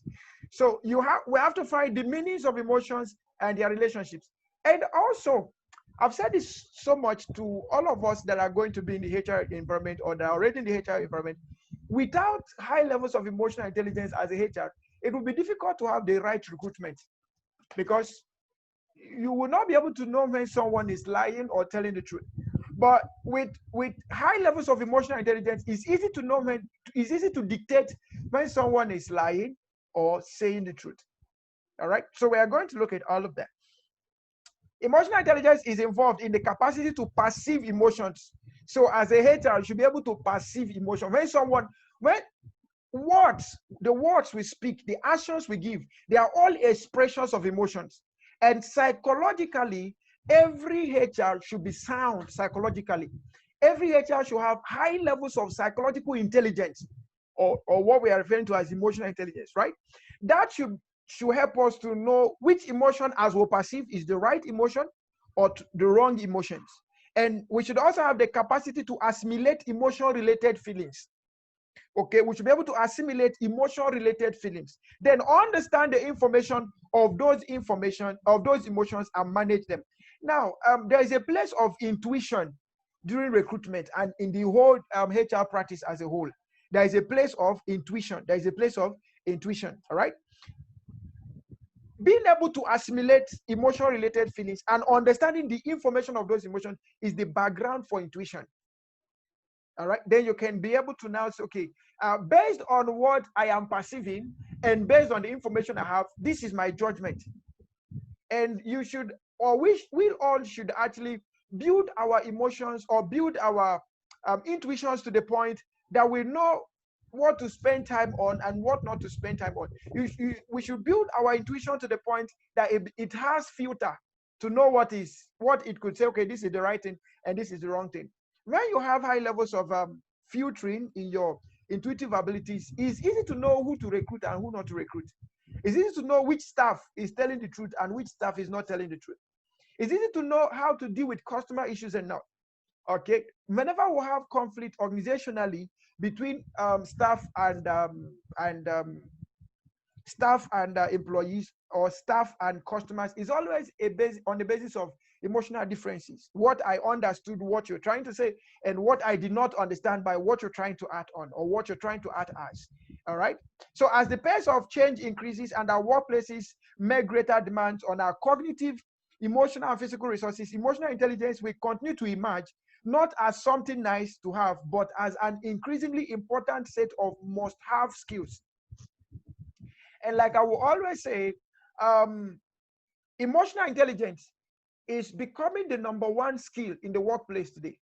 Emotional intelligence is becoming the #1 skill in the workplace today. So if emotional intelligence is becoming one of the key drivers to determining the performance of staff, then we as HR must understand the place and the impact of emotional intelligence in our workplaces. All right. So what are the personal benefits of emotional intelligence? Like we can see on the screen, we have the varying importance of emotional intelligence: greater career success, a stronger personal relationship, increased optimism and confidence, and better health. Now, someone asked the question today, Aru something, please forgive me for that name. He asked a question, a case where you have a staff that is performing, but the character is bad. Now, that kind of staff would find it difficult to have career success. He has capacity, but emotionally, he's not intelligent. Okay, he has capacity. And to be so frank, of course, I know it will still happen. Whenever we run our trainings, at some point, there are people we remove from our list. We'll refund them their money. They have capacity to learn, but they don't want to adjust their behavior. Those kind of people will dent the profession of management. And people that they treat will be like, if a consultant could act like this, so what are we now talking about? No, you could be a high-level consultant without emotional intelligence, and you'll be asking, why is your business not succeeding? It's easy to get referrals. People refer you most often on how emotionally you were able to treat them. You presented the value and you follow thoughtfully to deliver the value while taking care of their emotional differences. They refer you most often on the level of emotional relationship rather than technical relationship or technical thoughtfulness. All right. You hear things, sometimes people say things like, oh, that guy will not just do your work well, but he will make sure that you're well taken care of. That's the emotional intelligence we are talking about. So people with high levels of competencies, intellective competencies, and other forms of competencies that lack emotional intelligence competencies, they always have issues, and issues that will result in greater career loss rather than greater career success. They will have stronger personal relationships, increased optimism and confidence, and better health. People with high levels of emotional intelligence are always optimistic, all right? Because they have high ethical standards, or they follow good ethical standards. So with that, they know that, like we normally say, we said, clear conscience fears no accusation. That's the premise of someone with high levels of emotional intelligence. Okay, and obviously all this will translate to better health. Professional benefits of emotional intelligence: effective leadership skills, improved communication, less workplace conflict, better problem-solving skills, and increased likelihood of promotion. So if you have, as a professional, please don't take emotional intelligence for a joke. And if you don't understand the concept of emotional intelligence, please keep studying till you understand. Ask till you understand, and let it become part of you. Okay? So if you really want to drive your professional career, emotional intelligence is not optional. It's mandatory. It's compulsory. Okay? And like I shared in one of my classes, in the business world, a research on emotional intelligence shows that 70% of business transactions happen on the premise of emotions. Customers, 70% of customers that buy from us buy on the basis of emotion. How well they think the product will handle their issues, how well they think the company culture, the company practices will be able to handle them, how well they think they are being treated when they come to organizations, how well the customer service is working, how well the employees treat their issues, how well everything, how well, all right? So we have to pay attention there to emotional intelligence, and that is key. Now, let's look at the competencies or the domains surrounding emotional intelligence, okay? The first one we have there is what we call the self-awareness. The second one is what we call the self-regulation. The third one is what we call the social motivation or the social skills. And then we'll have the empathy, and we'll have effective relationship. In some other tests, we'll have things like 4, where we have self-awareness, self-regulation, social skills, and social relationship, all right? So whether you see 4 or you see 5, they are just talking the same thing, right? Okay, so quickly, let's see what each of them is trying to say. And if we should actually have very good foundation in all of these domains, we should have strong, healthy, and effective relationship. And this strong, healthy, and effective relationship, they are the primary purposes why we are actually driving emotional intelligence, right? So what is self-awareness? Oh man, know thyself. Oh man, know thyself. What are your personal weaknesses? What are your personal strengths? You have to analyze yourself. Please take time and analyze yourself. Take time, take a sheet of paper, do yourself a favor. Find out what are your strengths, what are your weaknesses. Competency-wise, what are your strengths? Technically, what are your strengths? What are your weaknesses in the same order? Okay? Then you should be able to tell yourself the truth and nothing but the truth. All right? So the more we know about ourselves, the better we are able to control and choose what kind of behaviors we will display in work setting. Without self-awareness, our emotions can blind us and guide us to do things or become people we really don't want to be. All right? Very, very important. The second one is self-regulation. As soon as you know your boundaries and your limits, please set the right ethics for yourself. The personal ethics, set your right ethics, set your right personal guiding principles. What you must do and what you must not do. What you must say and what you must not say. Where you must go and where you must not go. People you must see and people you must not see. Things you must listen to and things you must not listen to. And all of such. You create a background, the kind of network you build and the kind you must not build. All of those things are very important in self-regulation, all right? So when we learn to manage our emotions, where we become masters of mood management, we are able to handle stress and communicate more constructively and consistently. As a result, we appear more level-headed and trustworthy to others. Then we have the self-motivation.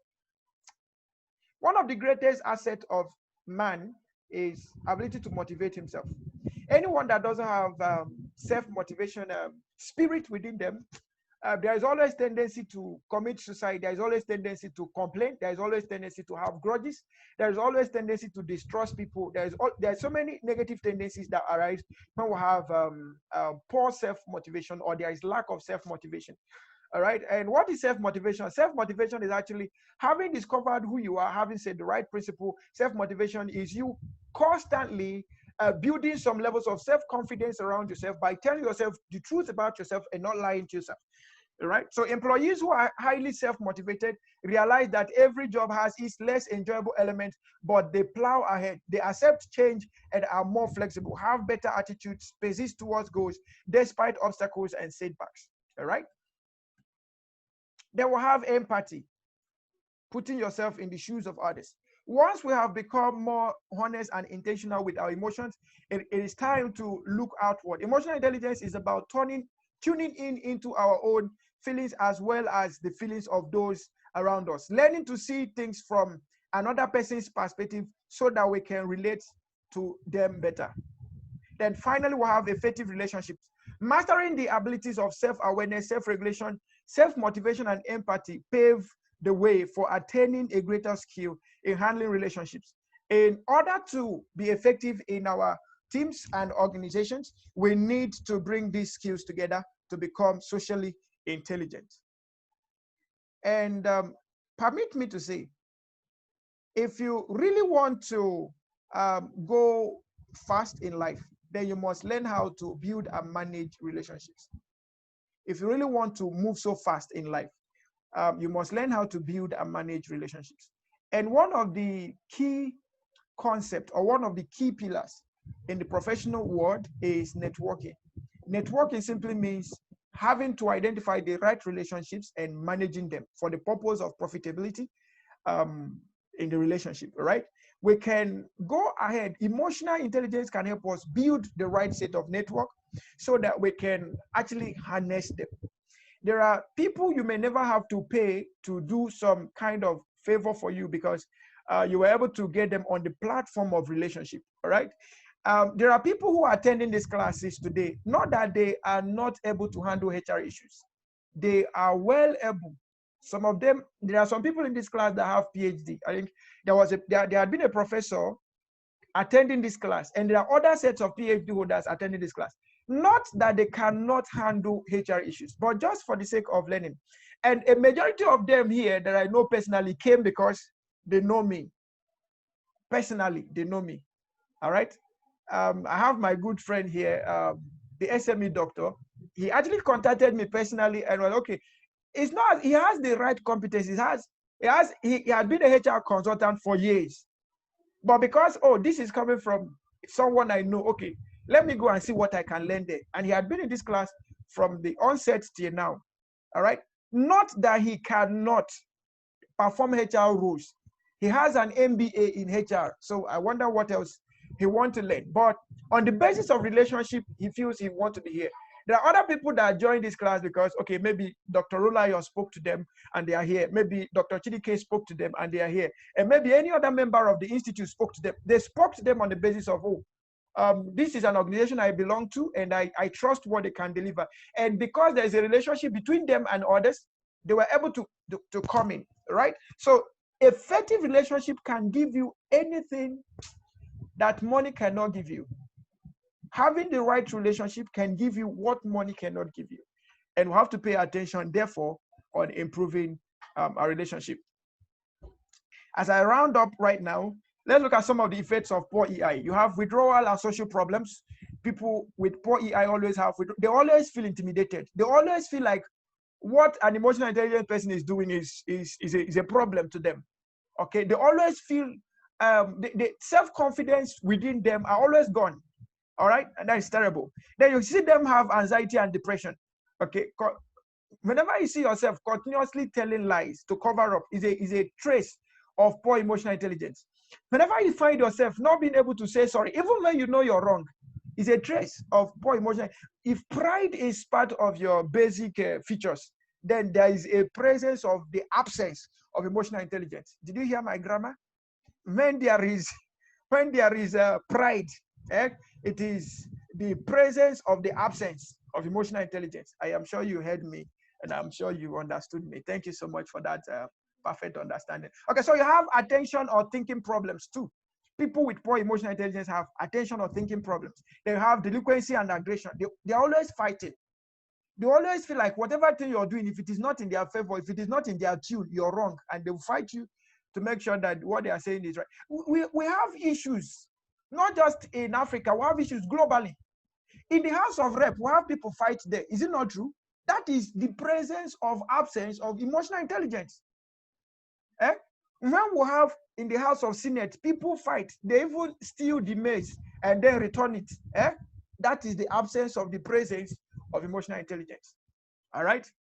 Understand my grammar. All right. They will have fights, put downs, and name calling at school, at work, in the House of Assembly, in the House of Rep, in National House, in Upper House, in all of the houses, even in our work house, in our home. We have the presence of the absence of emotional intelligence in most homes. All right. They will have poor parent-child relationship. Whenever I visit Lagos, I see so wonderful things, right? Lagos is a wonderful place to be. I observed something in Lagos. In one of my classes, I said something. I said, one of the things I observed in Lagos is that customer service in Lagos is very poor because everybody is in a haste, including the customer service agent. Okay. Then another thing I've observed, a young man told me, this young man, he's married, but I think he's still living with his parents. He told me, he said when he was growing up, what they do is that the parents wake up and keep money for them on the table. The mother will never cook. The father will never ask for food. The father shares money to everybody. You go and buy your food, go to school, come back. Now imagine the kind of breed that kind of person will look like. Imagine the kind of breed. So parents, let's pay attention. If not, we'll create more trouble for ourselves. They will also have poor teacher and child relationship. And they will have poor therapist-child relationship as well. Okay, I have 4 more minutes to go. And this table is actually a combination of all of the things we've been talking about. We have the different dimensions. We have the self-awareness to self-regulation, and then you have the social awareness to relationship management. All right, so you can move from self-awareness to build self-management principles, and you can also move from self-awareness to building social awareness, so you know what is within and what is internal, right?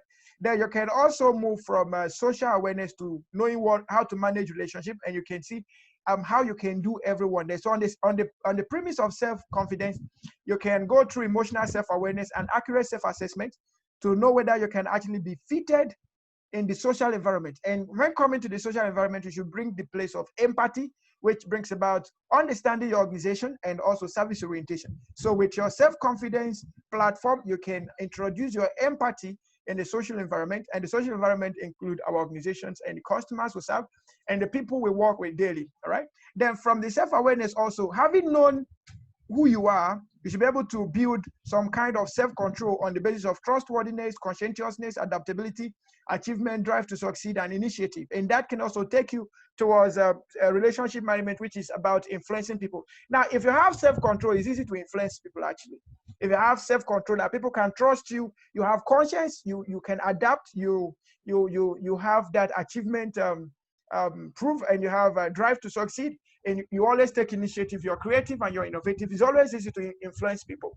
And when you are influencing people, you now become an inspirational leader. You help others in developing themselves.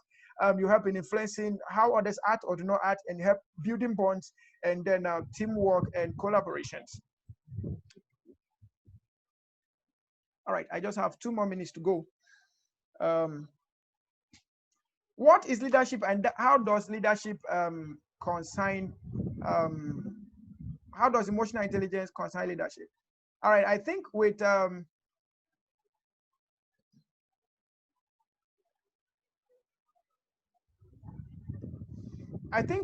it's important for us to understand the alignment of all of these things, right? Without strong emotional intelligence, it's impossible to be an effective leader. I think I will summarize that. Now, as to emotional intelligence, what are the things you need to be aligning together? Your self-alignment, you should understand yourself, and you should be resilient in pursuing the proper ethics and morals that you have as your personal guiding principles developed under the dimensions of self-management. Then you have the integrations of customer orientation, business acumen, project leadership skills, and managing change. As to emotional intelligence, you have to also improve on these capacities, or perhaps as you improve on emotional intelligence, you also improve on these capacities. Then working with others, you have the relationship skills, you have the communication skills, you have the coaching and mentoring, and you have the actualizing vision. And all of these things are in the premise of leadership, and all of these things can actually be gotten through improving our emotional intelligence. So as a summary this morning, emotional intelligence is critical to HR practice to help us make the right choices, and to help us have the right ethics in place, and to also have a better relationship among our staff and with the management, and also with the external environment as well, and also to create a better reputation and better goodwill from the customers as to good citizenship in the things we do as individuals and as an organization. And this is where I'm going to say thank you for listening to me. And if I have questions, if there are any questions, please, I would like to take the questions now. And I'm going to allow somebody to ask his question first. And that person is, I saw one question here. I'm going to allow the person to ask his question. Samson Fashobon, you have a question in the chat room. So I'm opening you up to ask your question. Samson, please go ahead and ask your question. Repeat the same question you asked in the chat room. Repeat it here. Okay, thank you very much. Good morning, Mr. Banito. Thank you for the lovely lecture. It was really very insightful. Okay, I just want to ask if there's a possibility of us getting the slides that you used for today's teaching. Okay, I want to ask you a question. Is this your first time in this class? Yes, this is my first time, sir.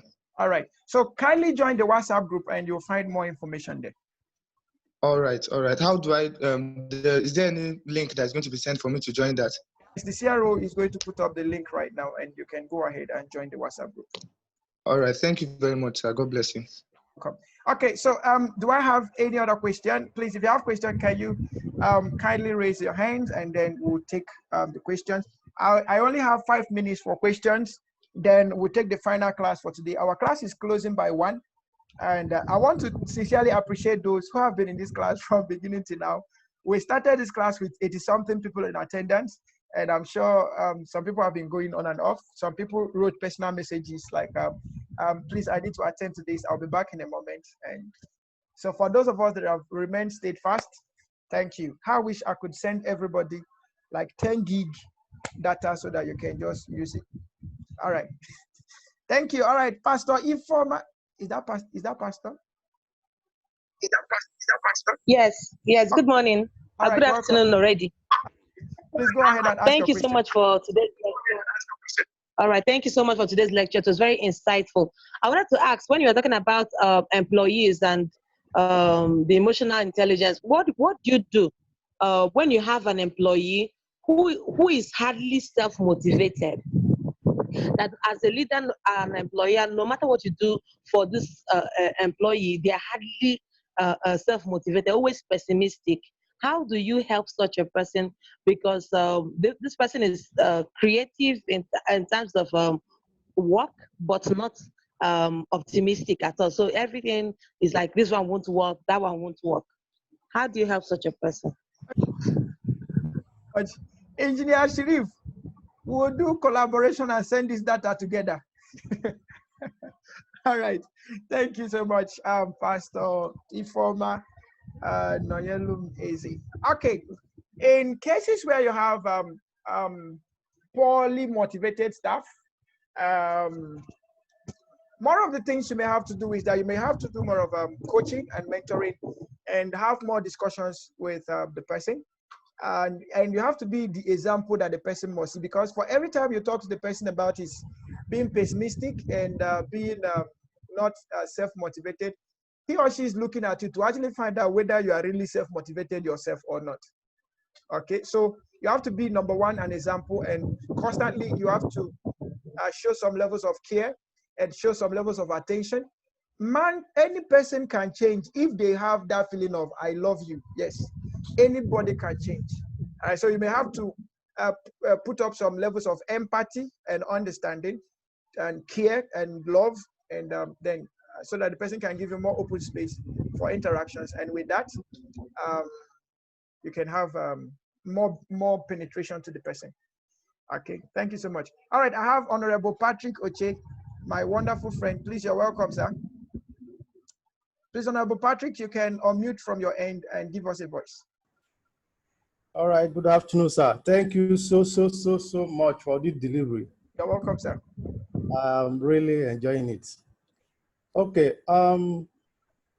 concerning the last question, your contribution was just what I wanted to add a little, but you nailed it.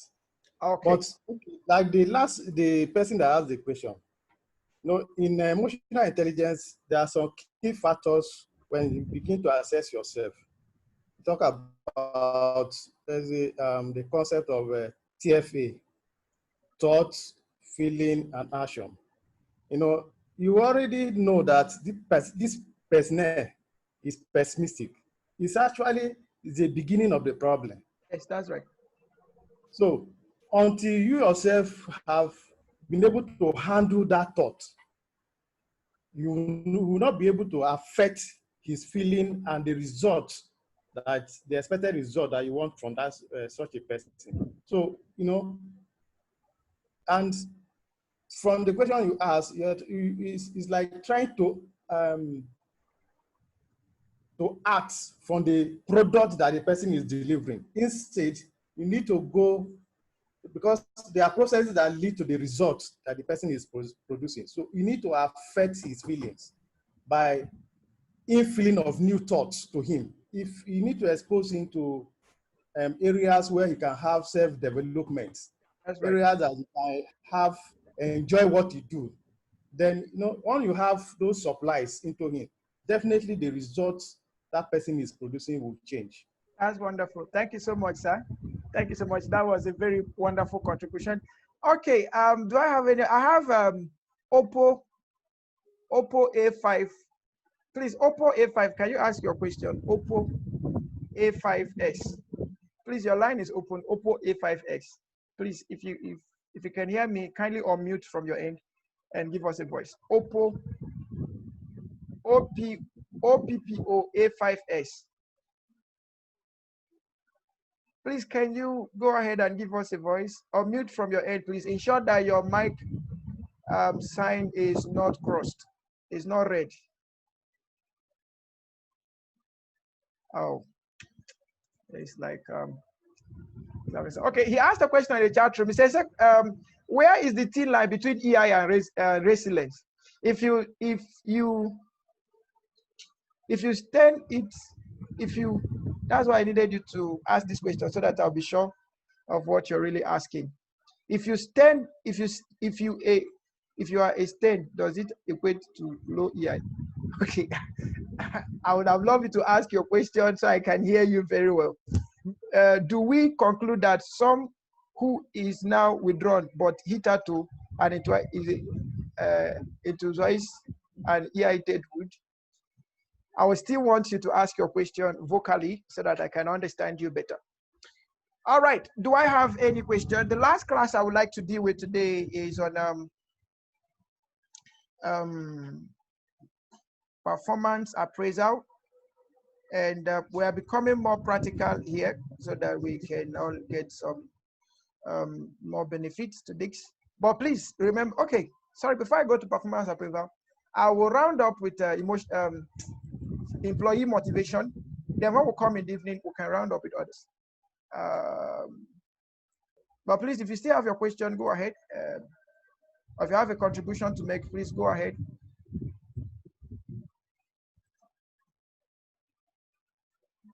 Okay, quickly, let me take another 20 minutes to deal with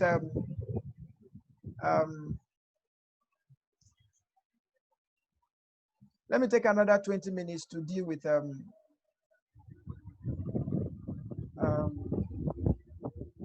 motivation. In this case of motivation, we might look at some theories. And please, if there is any of the theories you don't understand, please feel free to ask me. And please, we are not looking at these theories as things that sound good. No, we are looking at them for the purpose of understanding them to apply them, right? So if I'm done with motivation and you don't understand these theories, please, we'll just look at them together, okay? For the purpose of understanding. Because I sincerely believe that whenever we understand something, it's easy to apply. But we can know something and not understand it, and it becomes like what we know is not relevant.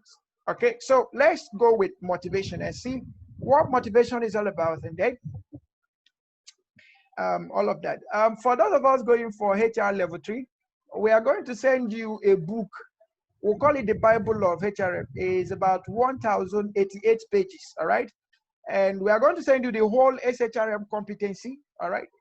Everything about SHRM, the whole competency, and you'll find all, both the ones you know and the ones you don't know, you'll find all in the HR competency framework body of knowledge, which is about 1088 pages, all right? So that's only for level 3. Then for level 2, we send you the strategic HR management competency framework, which is about 900 pages. You also get to have that.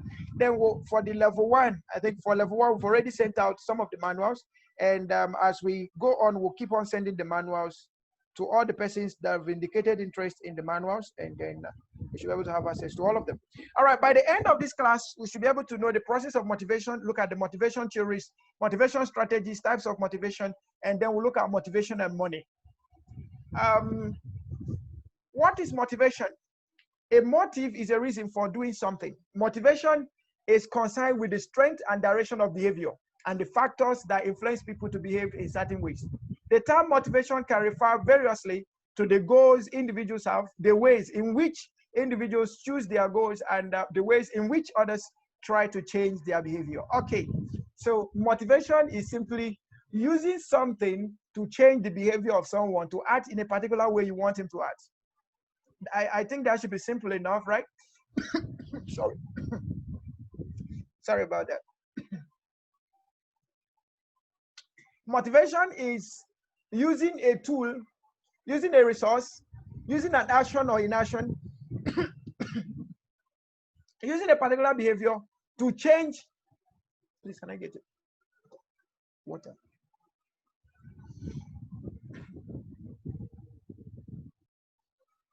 You can use anything, any agent or situation or behavior to change the direction of behavior of another. Okay, let me give you an example. How do we get employees? We actually get employees by setting out some kind of emotional attachment to the vacancies that we stipulate. And people be like, oh, this is what I want, and they come there. So what have you done? You have used some kind of parameters to change the behavior of people towards you.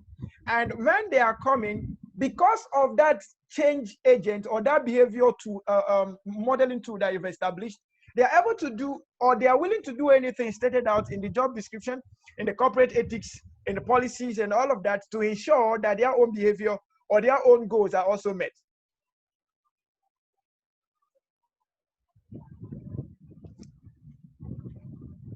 So importantly,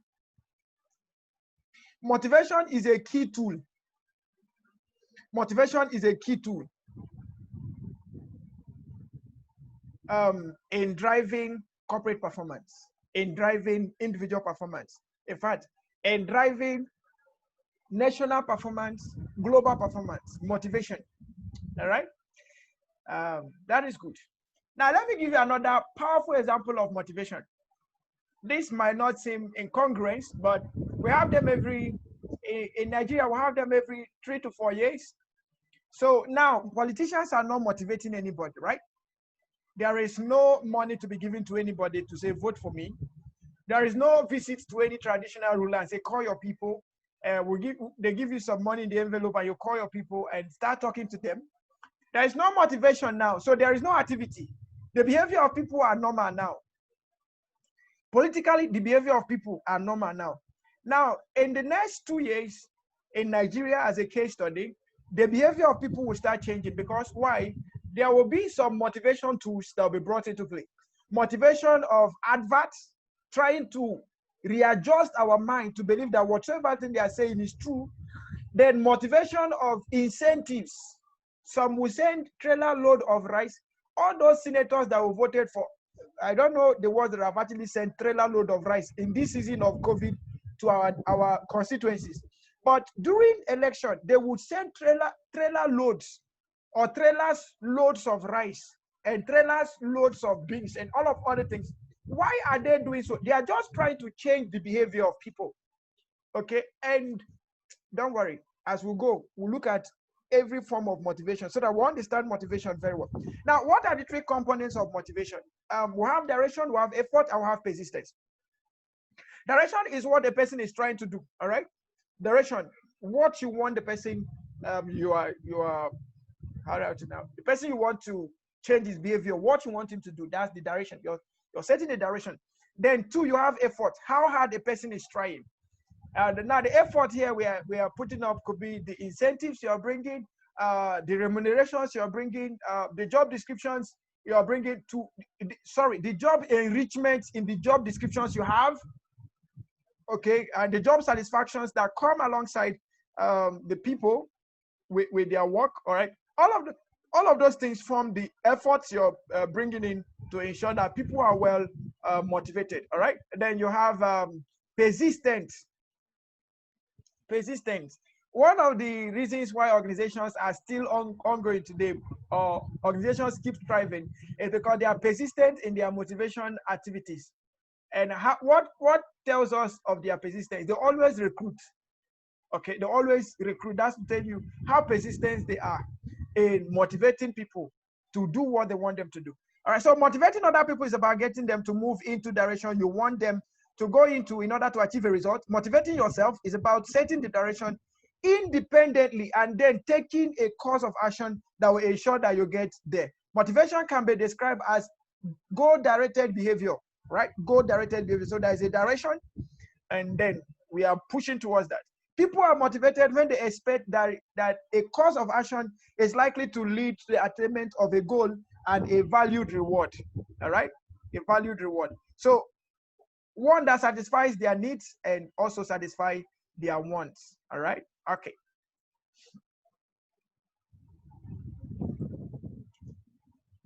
Now you have types of motivation. We have the intrinsic motivation and we have the extrinsic motivation, just as they sound, internal and external. All right.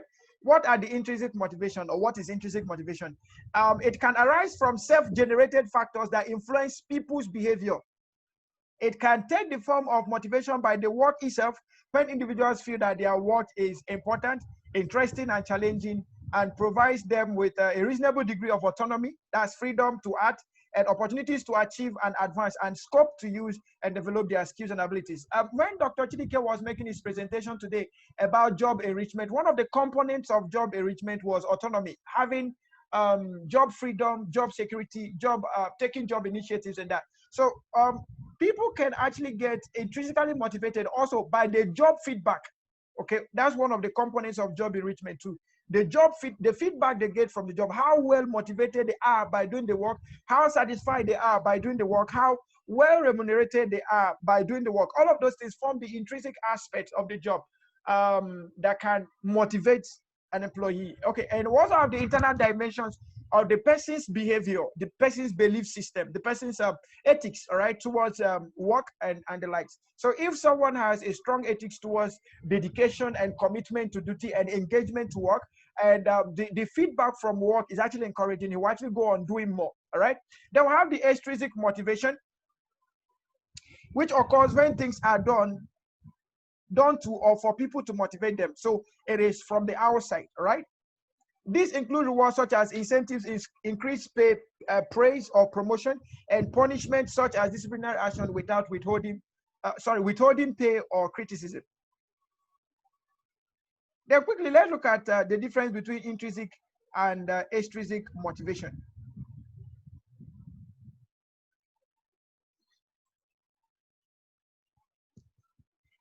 Extrinsic motivators can have an immediate and powerful effect, but will not necessarily last long, like the one we have in the political dimension.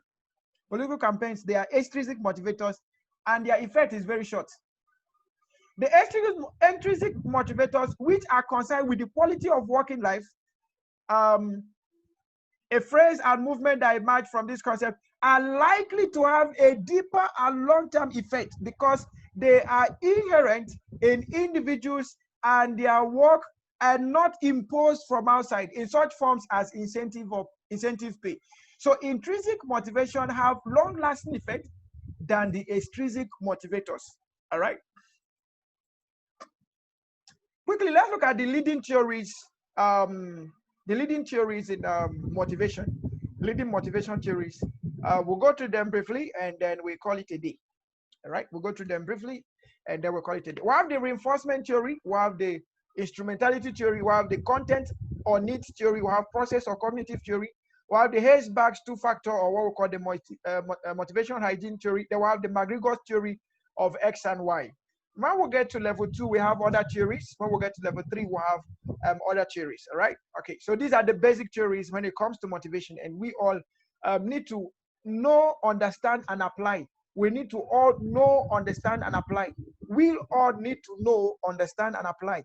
all of us in this class need to know, understand, and apply. So if I finish explaining and you don't understand it, please, I plead with you, please call my attention back. I will take the time to explain. All right?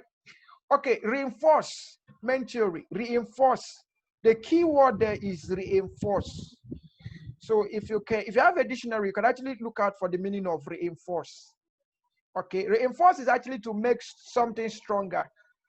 Okay, to something that is already identified as something that can drive something, give that empower something that has a capacity to do more. That is reinforcement. And most often we hear things like reinforcement in building, especially those of us in engineering background. We hear things like reinforced walls, reinforced roofs, reinforced designs, reinforced things. What reinforcement actually does is to give your structure a more solid, how will I put it? Solid strength to be able to carry and withstand external forces that may affect it. So when we say reinforce, reinforcement is simple. Identify behaviors that can be reinforced, then reinforce them. When you do your performance appraisals, you find out behaviors that are great towards achieving performance.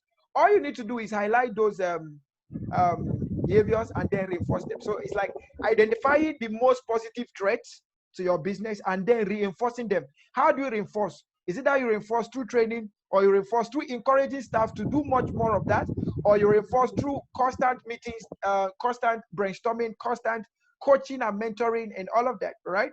So reinforcement is a very basic theory. So Mr. Pat said something towards a question that was asked. He said, you understanding that understanding the problem of the staff is one key to solving the problem, right? Okay, in reinforcement, you understanding what is the key performance indicator for staff is the major driver to reinforcement theory. So you have to constantly keep doing needs analysis, or perhaps performance appraisal, to find out which of the threats, which of the ethical behaviors are the most propelling towards performance achievement. All right, then you reinforce them. Okay, reinforcement theory suggests that successes in achieving goals and rewards act as positive incentive and reinforce the successful behavior, which is repeated the next time a similar need emerges. So the more powerful, obvious, and frequent the reinforcement, the more likely it is that the behavior will be repeated until eventually it can become a more or less unconscious reaction to an event. So by driving certain behaviors, reinforcing certain behaviors, it becomes part and parcel of the people who had been doing it over time. And you don't have to put more pressure again on try to get them to do such. And they can easily use those remodeled behavior to achieve more goals, right? And achieve higher performance. Then conversely, failures or punishment provide negative reinforcement, suggesting that it is necessary to seek alternative means of achieving goals. This process has been called the law of effect. The law of effect. Then we have the instrumentality theory. Instrumentality theory, instrumental. Okay, the law of instrumentality theory is almost like the law of reinforcement. One thing leads to another. That's the law of instrumentality theory. One thing will always lead to another. All right. So if you want to have staff stay overtime, you have to pay them overtime. So paying overtime will result to overtime. All right. The more you praise, the more appreciated staff feel like. Okay. So they emotionally, they feel cared for, they feel entreated for good, and then they want to do more. So instrumentality theory is saying that the more one thing leads to another, one thing will always lead to. So it's like action and effects. Okay, actions and reactions, rather actions and reactions, right? Okay, so instrumentality theory is the belief that if we do one thing, it will lead to another. In its crudest form, instrumentality theory states that people only work for money. So people, the major instrument that people respect is money. That's in its crudest form. It assumes that people will be motivated to work if rewards and penalties are tied directly to their performance. Thus, the awards are contingent upon effective performance. Instrumentality theory has its roots in the scientific management methods of Taylor 1911. Okay, so this is theory. Who wrote, "It is impossible through any long period of time to get workmen to work much harder than the average men around them, unless they are assured a large and permanent increase in their pay. So that tries to support the theory that the major instrument of self-motivation is money. So it is based on the principle of reinforcement also. Then we have the needs or the content theory. The theory focuses on the content of motivation in the shape of needs. Its basis is the belief that an unsatisfied need creates tension and a state of disequilibrium. To restore the balance, a goal is identified that will satisfy the need, and a behavioral pathway is selected that will lead to achievement of the goal and the satisfaction of the need. All behavior is therefore motivated by unsatisfied needs. So that's a simple theory. In content or needs theory, it is a very simple theory. All behaviors are motivated by unsatisfied needs. So staff will always go ahead to do more if you were able to identify their unsatisfied need and give them pegs towards that unsatisfied need, or create avenue towards satisfying that unsatisfied need, and they will be able to do more. All right. Now have the process of motivation. First, there must be a need to establish a goal to meet up the need, and also the goal that the person in need will have to achieve to be able to have the reward to meet his own need. Then there must be an action to take, and there must be an attainment of goal for the two dimensions of needs to be achieved. That's the dimension of need from the management aspect and the dimensions of need from the individual aspect. There are 3 points that emerge from this model. First, people have a multiplicity of needs depending on themselves and the situation they are in. Second, they can select all sorts of goals and actions to satisfy those needs. And thirdly, while we can observe their behavior, we cannot be certain of the needs and goals that motivated it. Then we have the Maslow's theory of needs. The Maslow suggested that there are 5 major need categories that apply to people in general, starting from the fundamental physiological needs and leading through a hierarchy of safety, social, and the esteem needs to the need for self-fulfillment, which is the highest need of all. When a lower need is satisfied, the next highest becomes dominant, and the individual's attention is turned to satisfying this higher need. The need for self-fulfillment, however, can never be satisfied. Okay, a Maslow's need or theory of need, as he stated out the 5 capital needs of man, the theory simply says that whenever a need is met, it can never serve as a motivation again. Whenever a need is met, it can never serve as a motivation again. Whenever a need is met, it can never serve as a motivation again. So when you meet the need of the staff and you constantly want to use that as a benchmark to driving motivation, the performance will drop. So that's why we say that human resource management is a science as well as an art, and the art has to do with being creative and innovative enough. And one of the aspects of human resources that we need to be very creative and innovative in managing people is the place of motivation, employee motivation. All right. All right, there are other supporting theories to the Maslow's theory of needs. We have the McClelland's achievement affiliation power needs. So there are 3 things he mentioned there. There is achievement, need for affiliation, and need for power. People are always in these 3 dimensions of need, according to McClelland. And he said that people want to achieve, people want to have affiliations, people want to have meaningful relationship, and people always want to have that feeling of power, all right, autonomy to do what they really want to do. All right, there are other theories too, but I'm not going to go into those theories. All of these theories support the theory of Maslow, all right? So we have the expectancy theory also. Expectancy theory, like the goal theory, all right? If there is something that we need to achieve, then we can go ahead and put the effort to achieve it. Okay, if there is a meaningful goal, if there is a meaningful purpose, then there is work to be done, and we can go ahead and do that. So law of expectancy demands that there must be high-level driving goals, motives, and high-level driving objectives to drive people towards achieving a particular goal, all right? And also, people should constantly expect rewards, all right? So the law of goal theory and the law of expectancy goes hand in hand. The employer or management set goals, so they want to achieve something, and the employee expects that if he achieves these things, or if you're able to get these things, his expectations will not be cut short. All right. Okay, so we have the goal theory also. So goal theory, like I said, expectancy theory, what do I have to get when I achieve this goal for you? All right. So when there is a goal, motivation is also very high. So let me not go through all of this.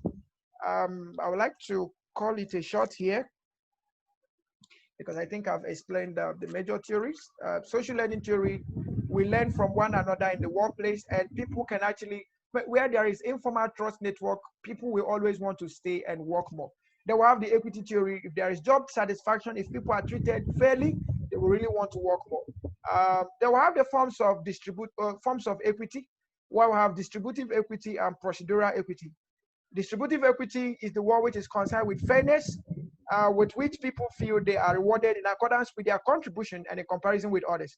Then we'll have the procedural equity, which is concerned with the perceptions employees have about the fairness with which company proceeds in such areas as performance appraisal, promotion, and discipline are being operated. Okay, all right.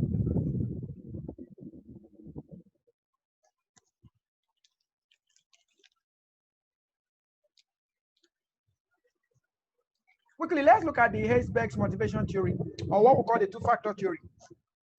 The wants of employees divide into two groups according to Heisberg. We have one group revolves around the need to develop in one's occupation as a source of personal growth. This is what Heisberg calls the motivation hygiene. Then the second group operates as an essential base to the first and is associated with fair treatment in compensation, supervision, working conditions, and administrative practices. So according to Heisberg, the two-factor theory, if people have the impression that they can have personal growth while working with organization, and there's also better remuneration, fair treatment, and good working conditions alongside the administrative practices, they are all fair, the people want to work more, right? So there is the dimension of personal growth and the dimension of fair practices within the organization. And if those two are well taken care of, people will really want to work more. All right. The fulfillment of the needs of the second group does not motivate the individuals to high levels of job satisfaction and to extra performance on the job. All we can expect from satisfying this second group of needs is the prevention of dissatisfaction and poor job performance. So Heisberg's believe that the most driving force as far as motivation is concerned is an environment that gives people opportunity to advance their career, advance the opportunity to earn more, advance the things to do, rather than just keeping them in an environment and having them to do the same thing always and not having area access to development, right?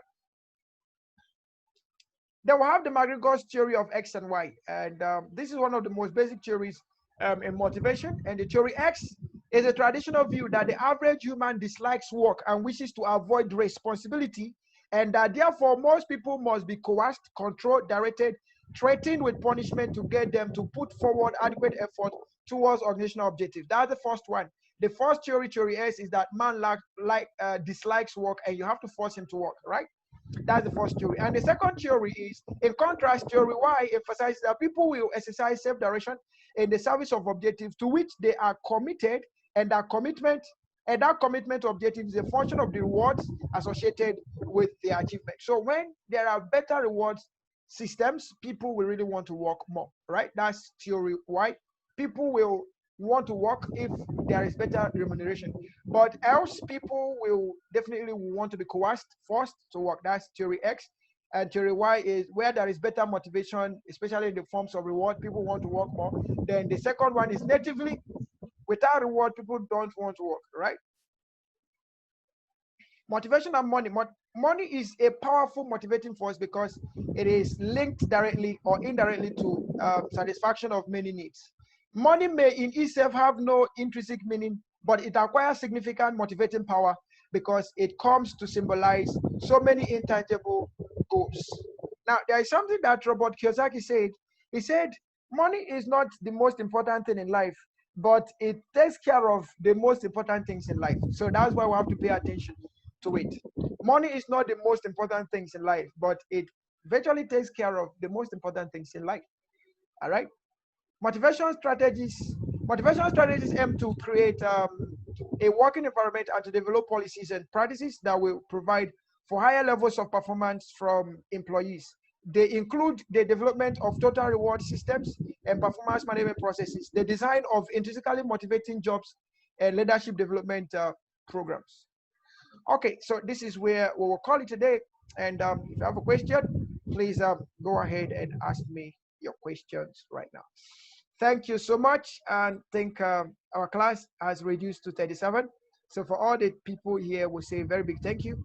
And we are going to go off in the nearest minutes. So we may not really have to stay here till 1 because this is my last class, right? So if there's anything going to keep us here, it is going to be a base of questions and answers. All right. Thank you so much. May Henshaw, thank you so much. Please, you are welcome. Your line is open. You can go ahead and ask a question. Good afternoon, sir. Thank you for that delivery. Okay, I've come to realize that in as much as money is very important when you're talking about motivation, there are so many other things you can use to motivate staff, not just money. You can talk about maybe reward certificates, little giveaways, freebies, not necessarily money. Okay. But most people tie motivation to money. I don't think it's right. Okay. If you actually look at the different motivation theories we looked at here, you find that they actually spoke about different things. Like the last one we dealt with, that's the Hayesback's theory. Hayesback said money is not the major motivating factor, but opportunity for personal growth. All right.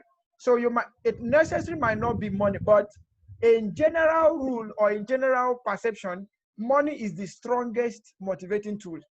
Okay, because no matter how much you develop a person and there is no access to financial gains, they will definitely get demotivated. Well, but in essence, we are not saying that money is the most important motivation, right? Money is not the most, is not the only motivating factor, rather. Okay, money is not the only motivating factor. There should be things like you just mentioned. There should be freebies. There should be things of show of care and concern. There should be other things, non-monetary based benefit like leave benefits, maternity leave benefits, and all of such things, like sending your staff on trips. All of those ones are also part of the motivating factors that can be used. All right, Honorable Patrick Oche, you're welcome, sir. Please, let's take 30 minutes for each question, and so that we can move ahead very fast. Honorable Patrick Oche, you're welcome, sir. Thank you, sir. You're welcome, sir. The theories of motivation. Yes, sir. Like we discussed. Yes. I'm referring to the last question. That like we discussed, it's important. It's important that we know our people.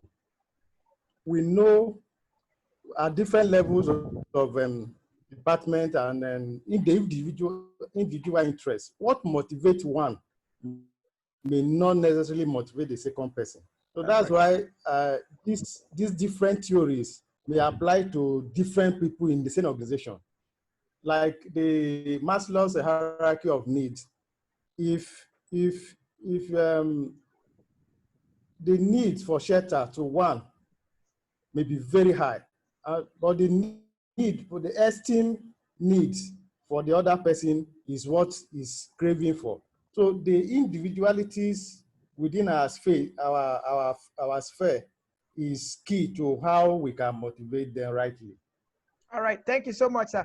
There's something you said that is very, very important, and I didn't mention it. The key thing is that we have to understand our people and understand that what motivates Mr. A might not be what motivates Mr. B. We have the different temperaments. What motivates a sanguine might not be what will motivate a choleric, and might not be what will motivate a melancholy, and might not be what will motivate a phlegmatic. So we need to understand these individual differences and then go further to study more about these individual differences and then know the kind of motivation to put up part time. All right, thank you so much, sir.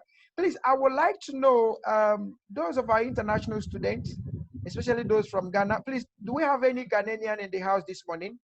Please, if we have any Ghanaian, please, can you raise your hand? Any Ghanaian in the house this morning, please, you can raise your hand. Or you're from any other country that is not Nigeria.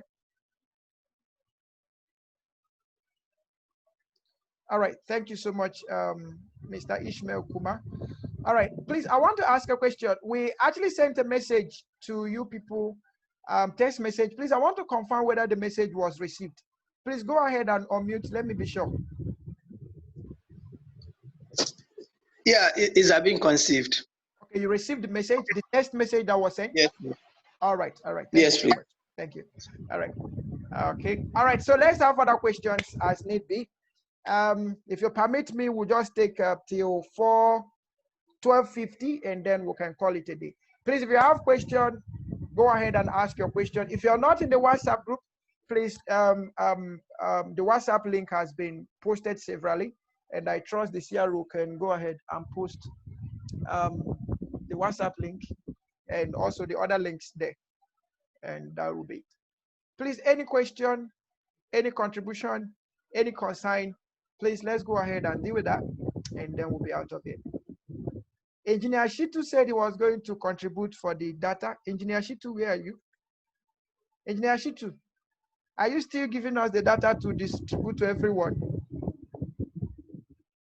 Engineer Shitu, your line is open. I know you're handling a very big contract. So, sir, are you still giving? Are you sending the data?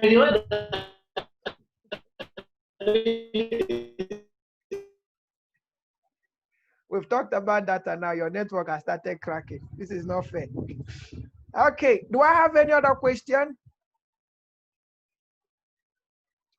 Please, the people that are asking questions in the chat room, can you just lift your hand and ask the question from the group? And that will be all.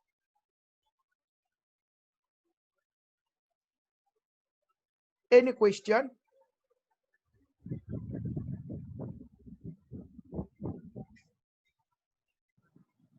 Any question? Okay, can we call it a day from here? Then we'll convene by 3 o'clock.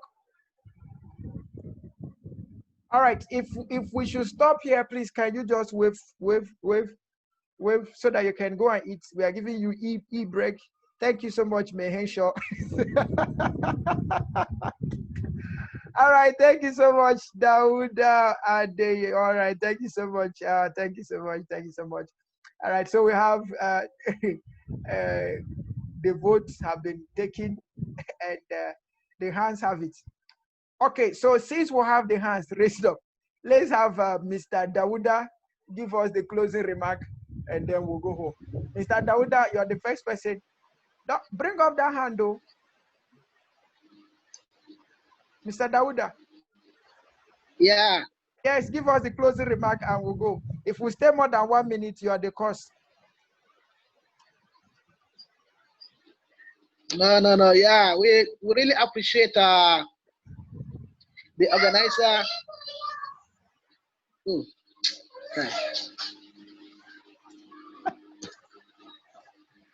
All right, at this juncture, thank you so much, everyone. We'll meet by 3 o'clock. Enjoy your wonderful time. Please, let's remember 3 o'clock. Thank you.